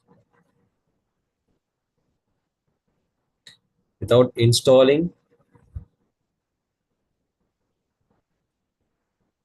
the software on your device. Okay, it's a concept of being able to use the software via the browser over the cloud without installing software on your device. That's the base idea of how software service work. Okay, software service where you're able to use a software over the browser, basically using internet, obviously. Okay, over the browser without installing and using it. So you can explain this in your own word. I had just given you a brief idea there. Can you tell the other two well as well? So other one is infrastructure, another one is platform. Infrastructure service is where you're obtaining certain infrastructures. Example, storage, processing power. Okay. So when we are talking about the word infrastructure in terms of cloud computing, what we are mainly referring is to the storage space and processing power. So let's say if you're going to use a cloud computer instead of using your personal computer, if you're going to use your cloud computer to do computational tasks such as storage or processing, you call this infrastructure service. So infrastructure service where instead of using your computer, you're going to use a cloud computer for mainly these computational tasks. Got it? You start with the idea of what infrastructure service is.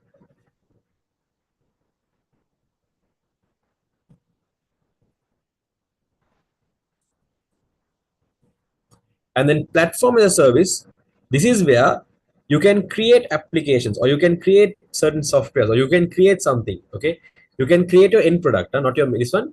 You can create, let's say, more in mostly in terms of IT industry, we take consider as softwares. Okay, so platform as a service where you can create a software on a platform. Okay, you can create an application or you can create an end product on a platform. That's what you call it, the platform as service. So for example, what I mean by that is, let's say I want to, what do you call, create a website. So if I want to create a website, either I can code the website and host it on the internet. So if I'm going to code it from scratch and host it on the internet, that's likely for infrastructure service. But instead of that, without coding from scratch, if I'm going to use applications like, let's say, there's an application called Google Sites. If you all have free time, you can just refer this. Okay. So if you use Google Sites, you can just drag and drop and create websites. So there's a processing Google Sites where you can just drag and drop and create the website. So what you're going to, in that case, what happens is you're using Google Site as a platform, or you're going to use Google Site as a place to another website, right? So in that case, you can consider Google Site as a platform as a service. Got the idea? So using that platform, I can create a service or I can create a system. Got it?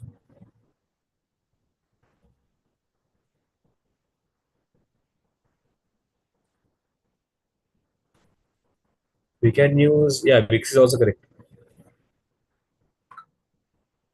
Okay, perfect. Okay. So for the grade 11s, we are going to stop from there. The programming probably I might do on a Wednesday evening. Maybe on Wednesday evening, I said there's a third term seminar. So sometime I might start that with this, but then I'll let you all know as soon as possible. So those who are not there in the channel, so there is a WhatsApp channel for the master ID. If you're not there in the channel, just be in the channel so that you might get the updates. What do you call on when I am going to do that programming question. Okay, so the programming question I don't have time to do it today. The programming question I'll probably do it on Sunday. So for the grade 11s, we're done with that. So if you have any questions, grade 11s, you can stay and ask. And the grade 10, I'll be starting in a while. Sorry for the delay grade 10s and sorry for the delay grade 11s as well. But yeah, the grade 11s, have any questions before I finish this session? About that later. Yes, Murshida, you can't. Okay, I'll give the option here. How long will be tomorrow's seminar? Same thing, Amina.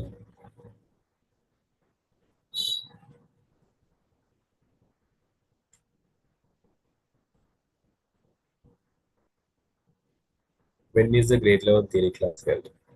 Grade 11 theory class I do at 12 Colonna online. 12 is on Thursdays. Colonna is on Saturdays. Online on Tuesdays.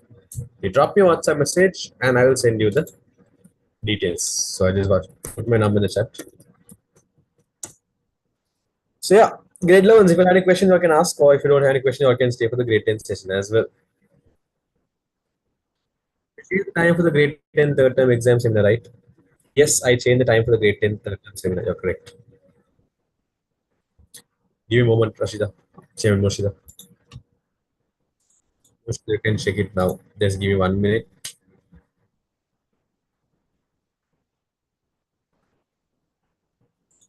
Yeah, Moshida, you can check now. Okay, done. Perfect. So yeah, with that, we're done for the grade 11s. If you have any questions, you can stay and ask. Others, you can basically leave if you're, or you can stay for the grade 10 as well. The grade 10, I'll be doing for the first four lessons. So from beginning until logic, it's only the 8 questions. In that paper, grade 10 ICT second term. This is the paper we're going to do for the second term. Grade 10. It's loading. Let me just drop a reminder in WhatsApp that I'm going to start the grade 10 now. Grade 10, just give me 2 or 3 minutes. I'll be starting at 7:48 now. At 7:50, I'll start. Okay.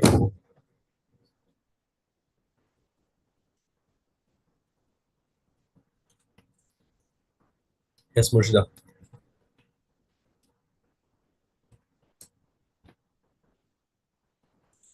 Just give me 2 minutes. I'll be back.